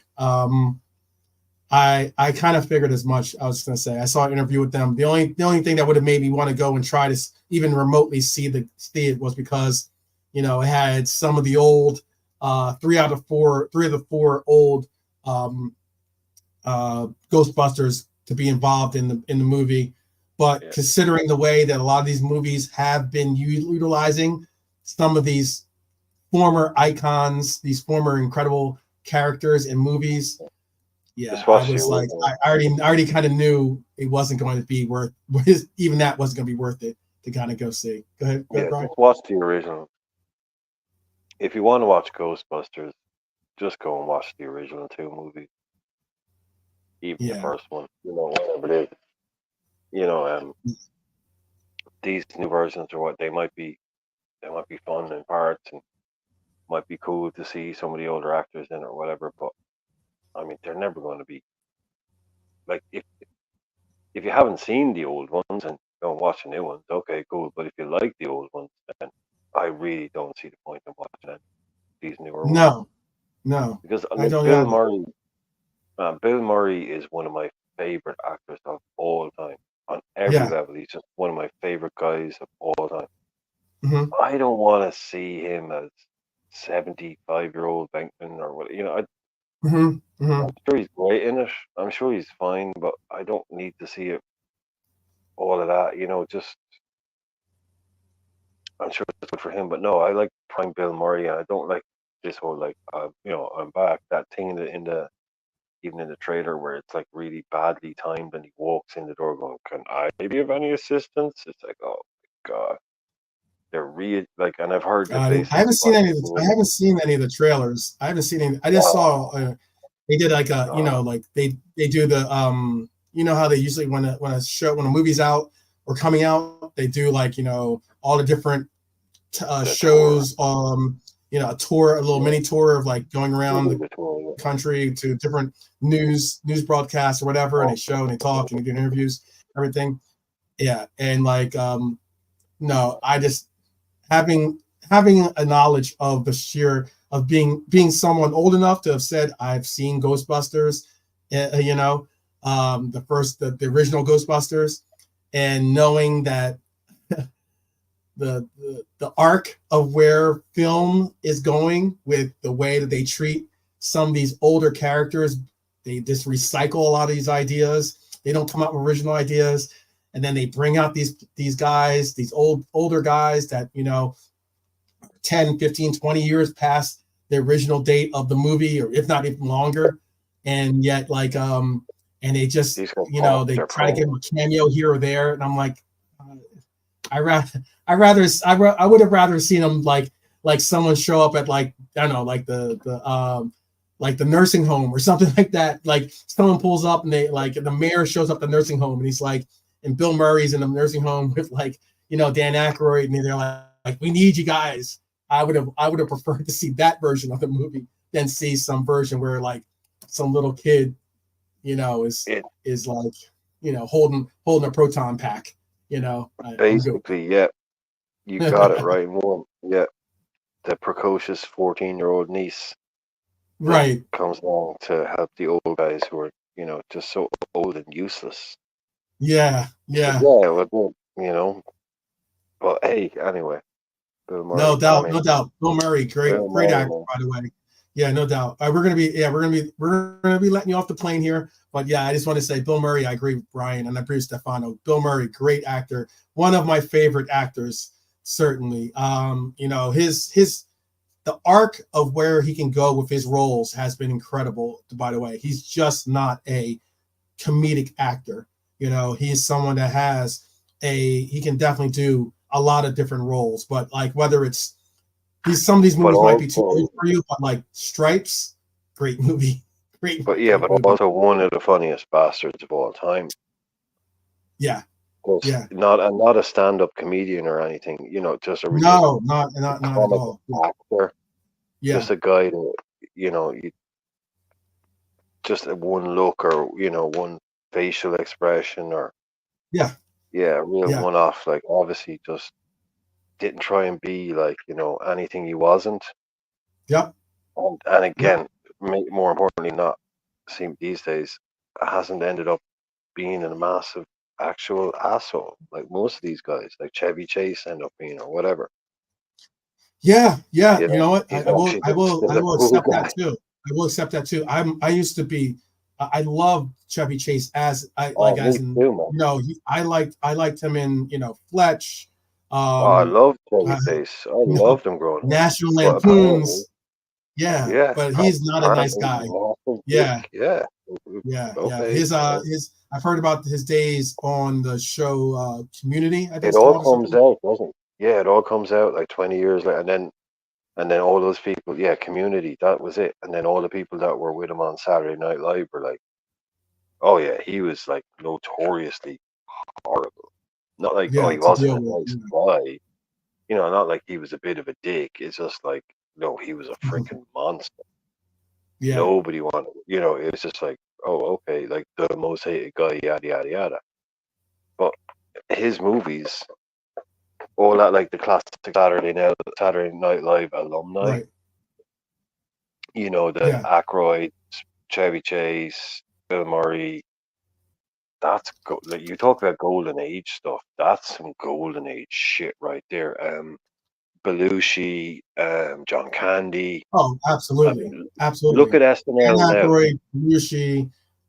They all came from SNL. They all came from SNL.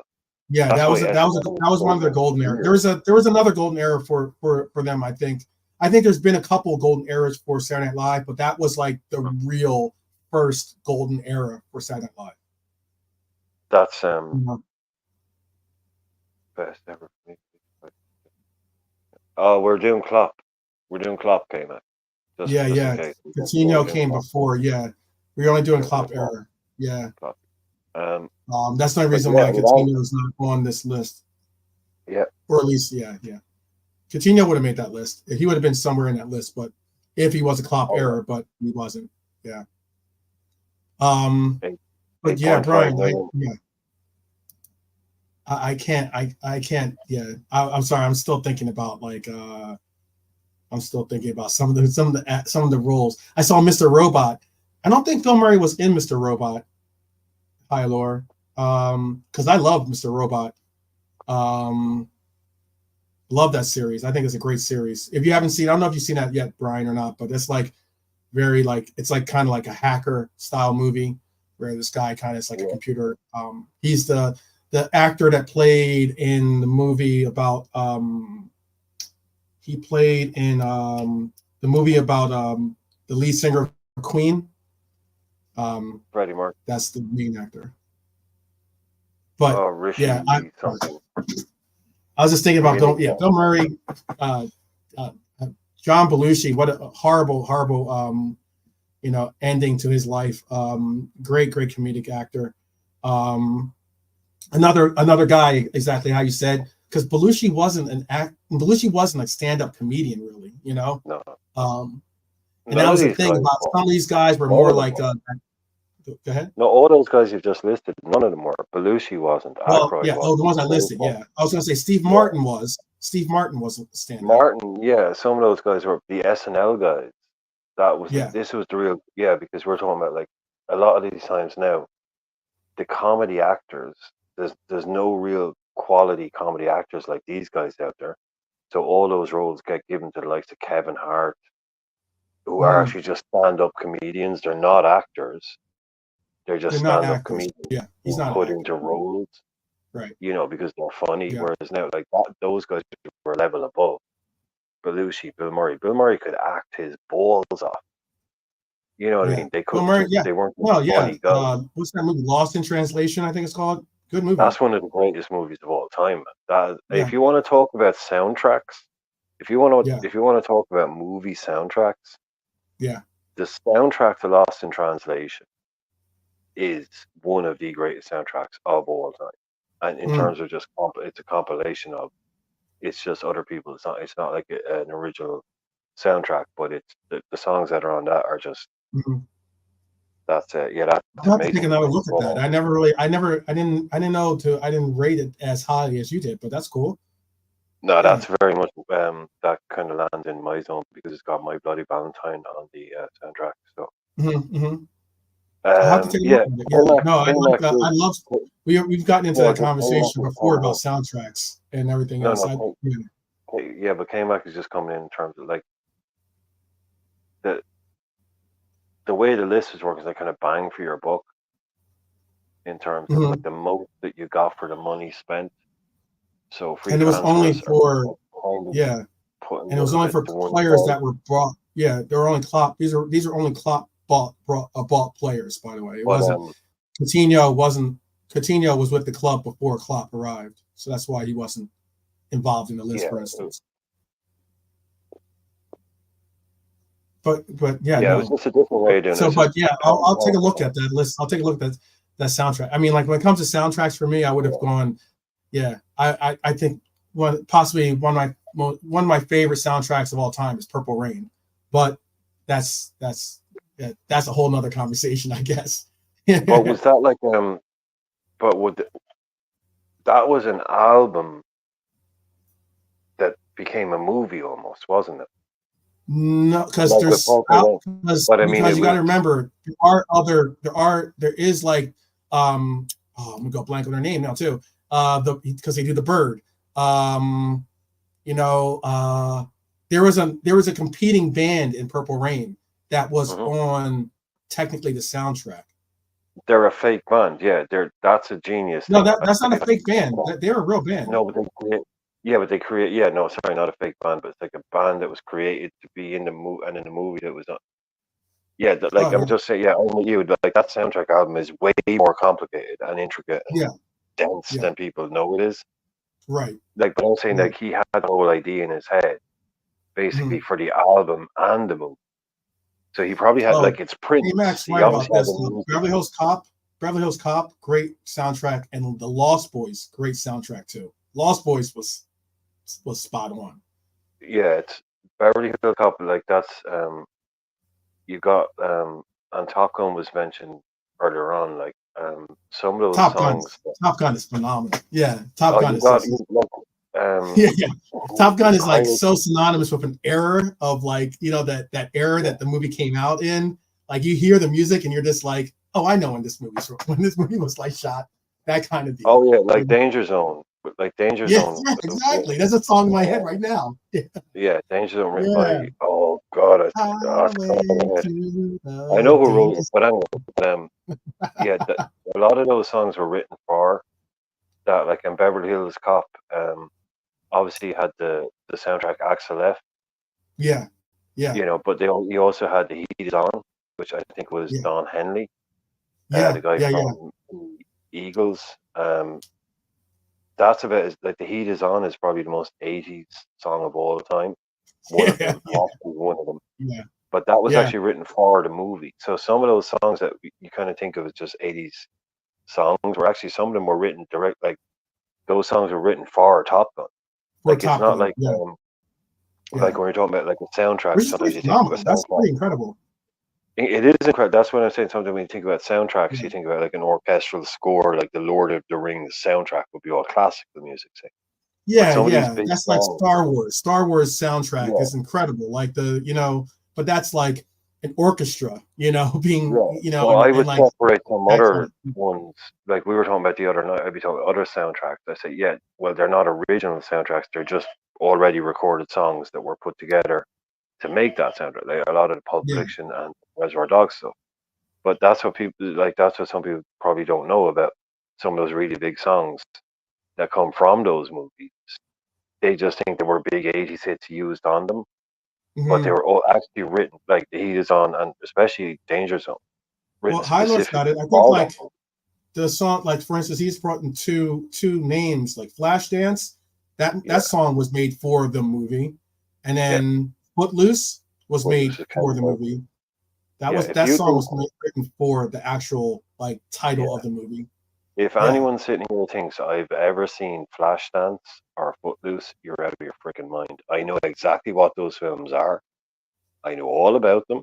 I know the music. But if you think for 1 second I've ever actually sat down and watched those movies, Oh, come hell on. no. I You never cannot seen stand musicals. Footloose? I cannot Flashdance, I can stand understand. musicals. Flashdance, I mean, like No, man. Flashdance, other No, no, than no. maybe the water scene or something like that. That's about I the only love I iconic love scene that everyone music. remembers. But I love music more than anything else on this planet. I love music. And I love movies.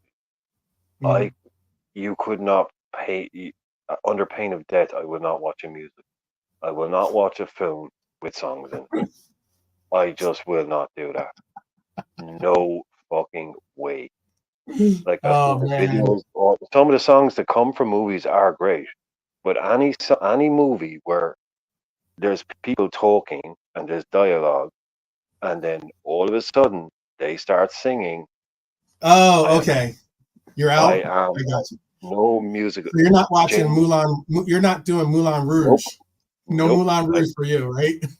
Nope. I will not. Now a Disney movie, a How Disney about then? cartoon How about movie, for Rocky? that's different. I mean, technically, No, that's not a musical. Rocky is not a I musical. know, I We know. all know what a But there is a musical is. part when there are some So scenes where they have some singing going on, but not in Rocky who's One, but in they singing? Rocky No, there are scenes in movies. No, no, yeah, but we Rocky all know. Four or Rocky Three. Let's not pretend we don't know what a musical is. We all know what James a Brown was musical in is. Rocky. That's why he was in one of That's the a Rockies. musical performance in a film. There's lots Yeah, of. Come in on, a movie. I don't know. I do know. I was stretched. things. I You definitely. know what a musical is. You know what a musical is. I know. I know. I Okay. know. You so you didn't watch. You didn't Okay. watch Grease. You didn't watch Of course, I Grease. haven't seen fucking Grease. Have I not Okay. made this clear? Antonio Hylor, I know. Is this not like, no, they're musical. You know what they are before you watch them. You don't watch them. You don't go and see them. They're freaking, like I said, Disney movies, that's fine. Back in the day, the Jungle Book and all that, that's different. But human Okay. beings who 1 minute they're acting and then the next minute they're singing Oh and wow, it's good all, shot and with the now they Jungle actually Book. got, Oh man, that takes you back. The Jungle Book was oh, the original, that the was original cartoon, the yeah, the Jungle bare Book. necessities, all Oh, that. Like, hey now. oh, people are Oh still singing that man, shit that's today, man. memories. People are still singing that shit today. Baloo, like Mowgli, Baloo, the original Disney. Stop Yeah, remaking the crap, people. They nailed it 100 years ago, nearly. They freaking nailed it. You don't need to remake the Jungle Book. The yeah, classic yeah. version is there. What's the one with The the songs zippity are doo there. dah, zippity day? All My that oh stuff, my. man. You Yeah, know, well all that stuff. that was the musical one too. Been done. Yeah, it's been done. You don't need to remake it with different actors, different stuff. So, I mean, Vangelis and Blade Runner. Yeah, Yeah, that's you're talking about a mate. That's a proper soundtrack. yeah. No, no, you're Anything right with about that. No.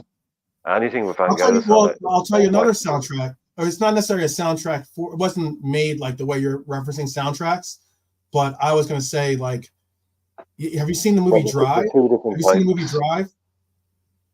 Right, of course, awesome. Awesome, really, really good. I mean, under Very the old pretense song. of saying soundtracks, I love that soundtrack. Really, really good soundtrack. That was one of the best. Hmm. That's one of the best in recent years. Drive soundtrack. Very of its time. It won't age amazingly. Because it's one of those things that when you hear it, you're like, you know exactly when it was. It's not very timeless, but when it came out, it's like so is that movie Drive as well. By the way, it's Yeah. really like it's a brilliant film, but it won't become a classic because it will. It's one of those things that will be Oh, aged. I know what movie. I know what movie Yeah, then. How yeah. about this? I think it's Brian, how about this? I'm sorry. I was gonna say, and it just came to me. I'm sorry because it a movie I absolutely love and a band I absolutely love. Tron, the new Tron, the movie Tron. Yeah, yeah, yeah, It was, the whole soundtrack was created by Daft Punk. yeah. They did a good job on it. They were born to do that. Daft Yeah, Punk is basically born to do Tron. yeah, It's that was a good yeah. soundtrack. I was real like as in I was thinking I'm like yeah I'm like Can I what actually say is one thing? Can I actually say one thing? yeah yeah we're about to One. let you guys go. I know. Sorry we got on a tangent talking about actors and movies or music and stuff like Yeah. that. But go ahead, Brian. There are two movies that I will watch that do have singing in them, but I don't Ooh, quite let's hear consider it. them musicals, right? Let's hear it. Um, like the Charlie Chocolate or Charlie Oh, and the okay. Chocolate Factory, Charlie and the Chocolate the Factory. original Okay, the with original, Gene the Wilder. original. Yeah. Now there are songs in that. Now I grew up reading Roald Dahl books. He was my favorite. I have all of them. About 20 feet away from where I am right now, there's about 22 Roald Dahl books going back to the 80s, all the Mm-hmm, paperbacks. mm-hmm, Used to get them as a kid, birthdays, Christmas, all that. They're all there. mm-hmm, And well, I grew up on him, so I love that film. I love that movie. And yeah, there are some songs in it, and I don't. They were the bits I never really liked in the film. But anyway, mm-hmm, especially the Oompa Loompa, I hate that song. Always have. But it's a really big part of the movie. But I love that film, and I love Roald Dahl. I love that story, so I'll watch that. But that movie isn't a music. There are some musical moments, but it does actually come kind of close. So I will mm-hmm. give it that. But it's in my mind, it's not a music. It's not considered a music. And the only other one that I will watch with all that stuff in, and again, it's so good that it gets a pass, is The Wizard of Oz. That's one of the best films ever made. It's one of the greatest experiences of all time watching that movie, and it has songs in it. But I mean, you're talking about the birth of cinema almost there with a Right. film like that. See now, That's The yeah. Wizard of Oz is a Christmas tradition in my house. My dad's Okay. favorite film, and he loves to sing, he loves his songs, but it's not really a musical as such, and it's tolerable. But it's something like Grease, where they're breaking out the song every 2 minutes. It's just like, no, stop. Well, I was going to But say yeah, you brought The Wizard of Wizard of Oz. Oz, the Yeah, you movie, have a to movie watch that you that. might want to investigate. I know that you're not into the musicals, but and Hylor, I know that you were saying Hylor said it, and I think someone Philip said he had no choice, but he had to watch it because of his family with Yes, he musical did say that. films. Yeah. We've all been there. Um, We've all been there. yeah, we've all been there. I know because I'll be honest with you, I was not a fan of. I wasn't really into Grease, but like you know, when you're part of a family, you got to go watch. You're if you get taken to the movies, you got to go and watch them, or if the Well, movie's the, on, you got to sometimes well, sit there and watch it. I didn't see Grease in the movie theater, but um, I was gonna say, since you're into the Wizard of Oz, a movie that you might not know of or might not have seen, because I don't know if it was ever released or what was the release of this film worldwide. There's a movie called The Wiz, and The Wiz is with Diana Ross as Dorothy, and Michael Jackson plays the Scarecrow. oh, Nipsey Russell oh, plays the Tin Man. I'm going to go blank. I forget who plays the lion, the cowardly lion.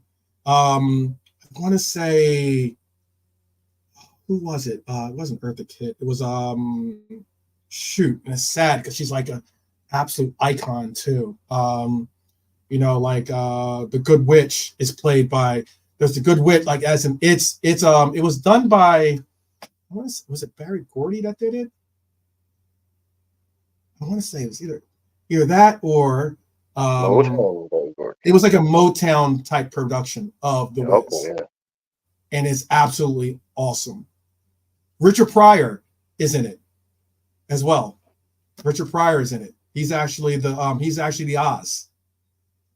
That's how it was a great. It was one of the, that was like, for me, I understand like as in why some people would associate me being connected to that film, but for me that was The Wizard of Oz. Put it that way. Like as in that I didn't really watch The Wizard of Oz with Dorothy and everything Yeah, else and yeah. blah blah blah. Because you said it was a musical and I wouldn't have even remembered it as a musical. That's how I probably haven't seen that There's a film in lot of so long. songs. But The There Wiz there was, are actually a lot of songs in it when you think back about it. yeah, I mean, it yeah, starts off with a song and it ends with a song, and everybody they meet mm, has a song, but it's mm, not considered music. no, That's the no, thing, though. probably It's not. definitely not considered a music. Yeah, no, The Wiz was awesome, man. That And sounds really like, yeah. When Michael Jackson is in a movie, yeah, that's probably enough reason on its own to watch it. yeah, yeah. And then And I when mean, you obviously, find he has a out, singing part. They all have their like when they meet each other, they all have their own little singing parts and stuff.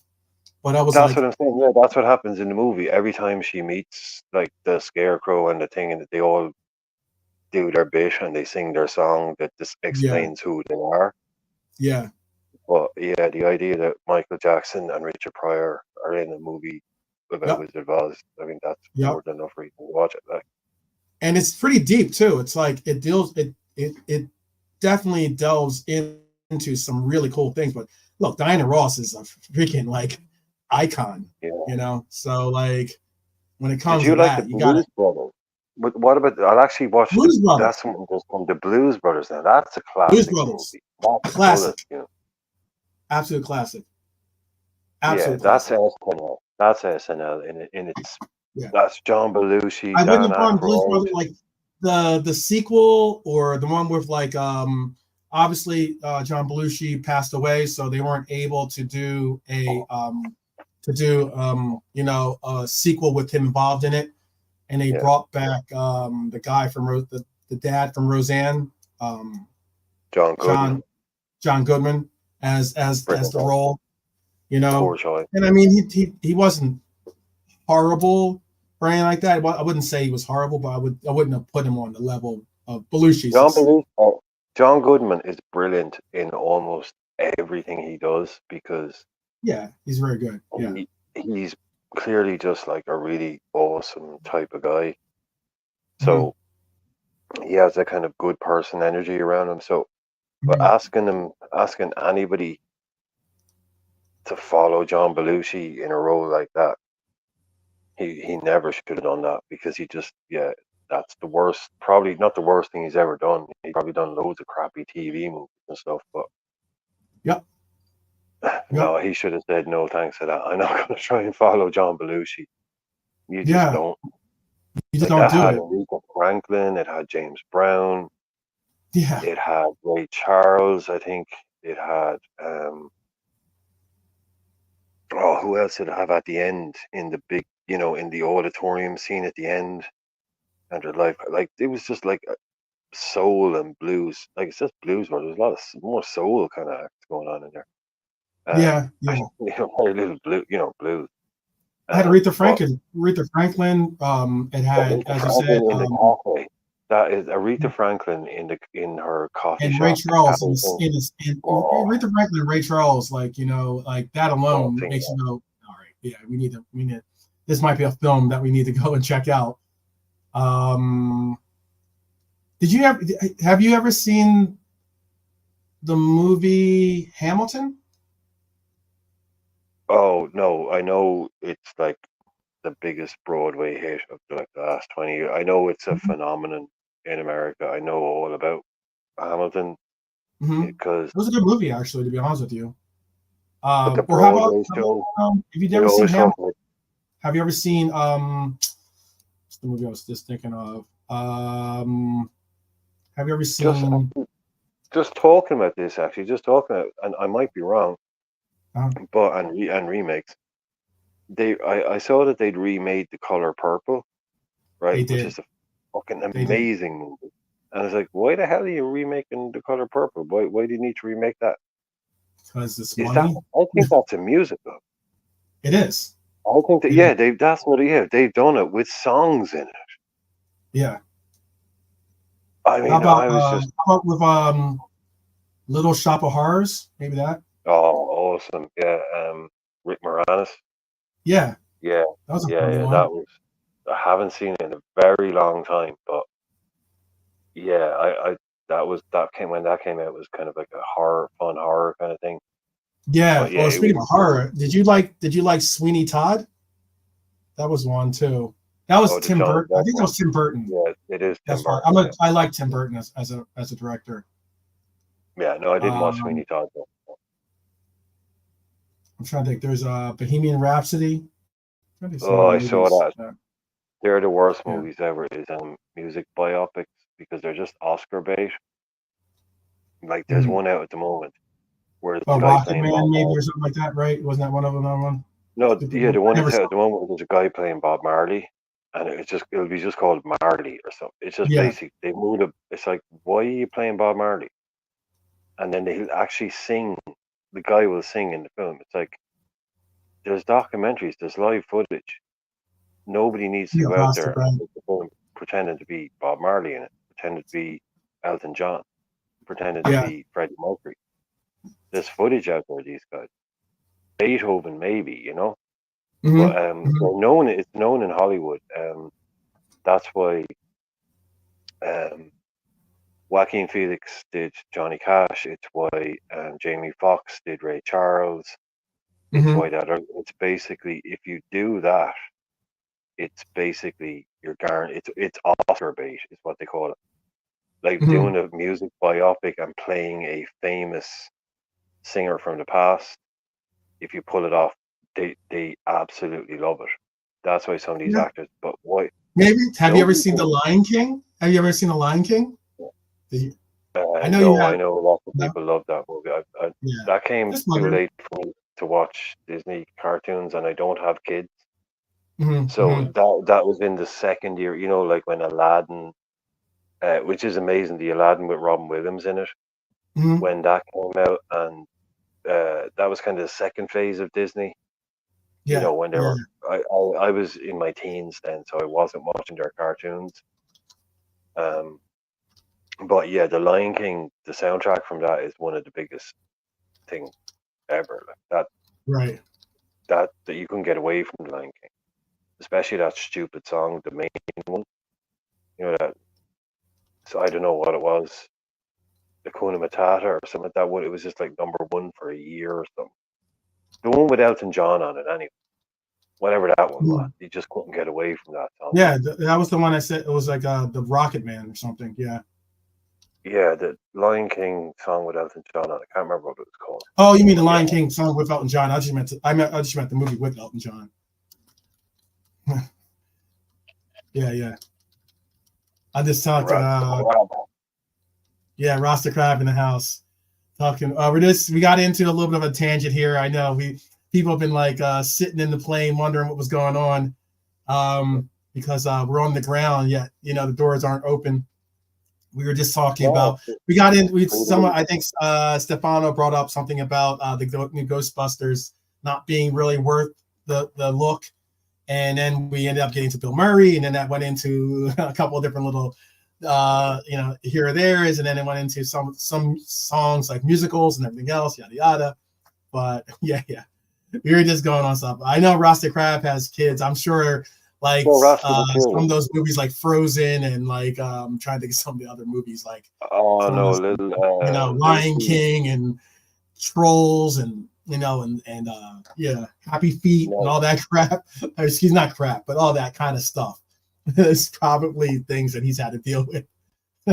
yeah, here you go. No, put up the tier list for Yeah. Rascals I'll then. put up the tier list before we bounce out here. Before we bounce out, this is the tier list. One last look at it here, folks. Oh wow, Schindler's List. Yeah, that's not exactly a musical, but I got what Well, you're that's saying. a 180. Yeah, that's not. Yeah, that is From the Lion King to pretty good. Schindler's List. Yeah, Yeah, not a great. yeah. Yeah. Make sure. Yeah. So that's our list there. This That's is the our list. This value is the value list. for money. Yeah, this Value is for value for basically money. bang for Go your ahead, Brian. buck. It's fine. Yeah, call it what you want. Call it bang for your buck. Value Mhm. for money. What did you call it? The impact Yep, that they've had, which is the the best way impact to they've put it. had The impact for that the they've money had, that was spent. For the the money money was that was spent, spent. obviously. Um, Well, like basically, Rasta, I know, Bank. We yeah, have Robbo at the top. yeah. Robbo, I'll make it a little bigger. Let me see if I can make it a little yeah, bigger. we had a lot of A people. We have a lot of A people, and then we picked the one who, out of all those people, was the best of the best value for money.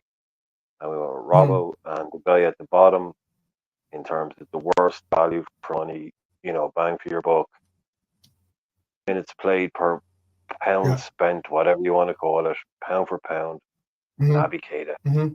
52 million for what we got, and Robbo 8 million for what we got. That's what we ended up with. We had to put some on Yeah. top, but all those boys in the A are like way beyond value for money almost. And you see the boys down below there. Then. But yeah, we Yep. ended up with basically Robbo best value Let's see for if I can money get it. and Naby Keita worst value for money. Yep. Let me see. Show you this one. See if that looks better on here. Yeah, you see a little more clearly. Yeah. So basically, we said as Brian just said, we have Robbo having basically the best bang for the buck. I mean, considering what we've spent for him, considering the levels that he's achieved, considering the amount of um, expectations that people had on this player, and what he's risen to under this Klopp is incredible. Uh, Endo is on the list. Endo is we put Endo and McAllister in the B list or in that B tier. Because We obviously the new had boys are also. yeah, he has. I mean, it's very limited. Obviously these two players could go up or go down depending. I mean, the jury's still out on them because this is their initial opportunity to be on the list. And then we had Darwin, Dom, Diego, Lucho, Taki, even Ibu as a C. We had Hackbo's a D, Shaq, Simicast as D's. Some of the controversial, or not controversial, but yeah. Reason why we had him down so far Klopp was only. because of his Klopp only. availability, and these are only Klopp only expended. This is Klopp only era, like as in the No, Klopp and it's only. pound for pound crab, and it's pound for pound. So don't forget, Yeah, he cost 44 million pounds. yeah, So it's not about the player. It's not about how good he is now, how good it's literally about the cost per. yeah, So it's like forget about it's all about literally bang for your buck.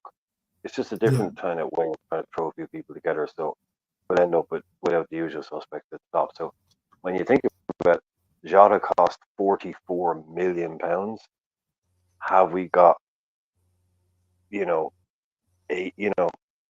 an 80 million Exactly. pound player, Yeah, I get. or so it's like how does the money work out? So you can see Yeah, Darwin Núñez, Dom, yeah, Diaz, all those boys in the yeah. Right in because that that's a mid hell of a range lot of of like moolah. That's a lot of basically, yeah, moolah. a lot of moolah. Despite the returns and everything else that you're trying to reference, as you said, he scored 44 plus goals, so it's about a million a goal, something like Only that. a I million get I ago. get that analogy, but It's it's only a like, million ago. That's fine.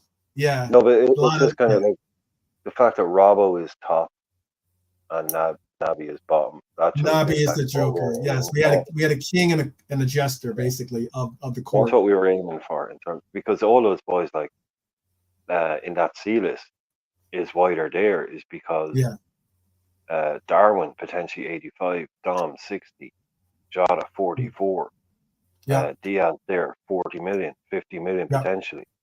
yep. It's big money was spent on them, so have they massively outperformed what we expected or what you paid for? You can get into the ins and outs of the fees, but it's just more of a fun kind of thing. So it just Yeah. it's interesting to see where these boys actually end up when you be Yeah. cold-hearted about it, looking Yeah. from a kind of that thing. Like that's why we didn't even have an argument. Like Thiago was immediately in the fail category. Yeah. And you know 20, how what, much I love Thiago. Yeah. 26.4 million Yeah. has to go straight into the fail category. Yeah. One of the best footballers at the club, technically, ability Yeah. wise, but for that money, for what we got out of it, No. got to drop in there. And that's why, look, Karius is above him because he only cost 4.7 million. Yeah. Yeah, okay, he had a bad game, but he played well for us up until that one disaster game. But he only cost 4.7 million. Yeah, I know. Poor So Nappy. what did we? Poor Nabs. Poor Nabby Nabs. Poor Nappy Nabs. Well, all right, you guys, you got us for close to 3 hours. nice little flight, you know. It's like Rasta Crab getting executive treatment here, by the way. Rasta Crab yeah, getting executive treatment. yeah, exactly. Yeah, exactly. And get executive treatment, engage Going back to the from your list engage. and everything. Yeah, but he deserves it as always, you know. He is the Ross. He is a Ross. So, you know, we do with our Rosses. So yeah, let's allow for everyone to go on to their final destinations. If this wasn't it, I appreciate everyone that joined us, everyone that contributed, all the banter, or not banter, but the back and forth, excuse me, of going trying to get this list compiled. I thought it was a very good time to do this list, considering that, you know, there are some players out there that the jury's still out on them as to whether they're doing well for us or whether it was worth getting the that expenditure to go out on that transfer. But hey, you know what? They're all Reds. We appreciate them all the same. But hey, it is what it is. It is what it is. We're gonna have another episode tomorrow. We got a bunch of good content actually lined up for you guys. As I said before, we have an actual episode coming up with that. You know, it's going to deal with it's going to involve Connor Bradley, for instance. You know, I know he got a shout out earlier. There's going to be some fun little little episodes we have coming up. So I appreciate you guys being here. I hope that you guys will join us again tomorrow. If you're looking at it and you're in the UK and it says 7, hey, take a look at that phone, computer, whatever you can get to, and look for the Liverpool 12th Man Show, and you know, let your voice be heard, and definitely maybe enrich some of that knowledge base that I'm trying to bring out, that Brian's trying to bring out, and the Mighty Red Army always brings out for you. So until tomorrow, Brian, do you have anything to say? No. Educate, love, peace. Love, peace, and grease, and hair grease, I guess, or something, right? Or Yeah. Grease is the word. Rasta, big up to Rasta Crab anyway. We got the Rasta Crab. Thank you, brother. Definitely. I'll see you guys tomorrow. All right. You guys take care. Please do take care of yourselves. Continue to take care of your loved ones. It's important. So I hopefully will see you tomorrow. All right. Take care, guys.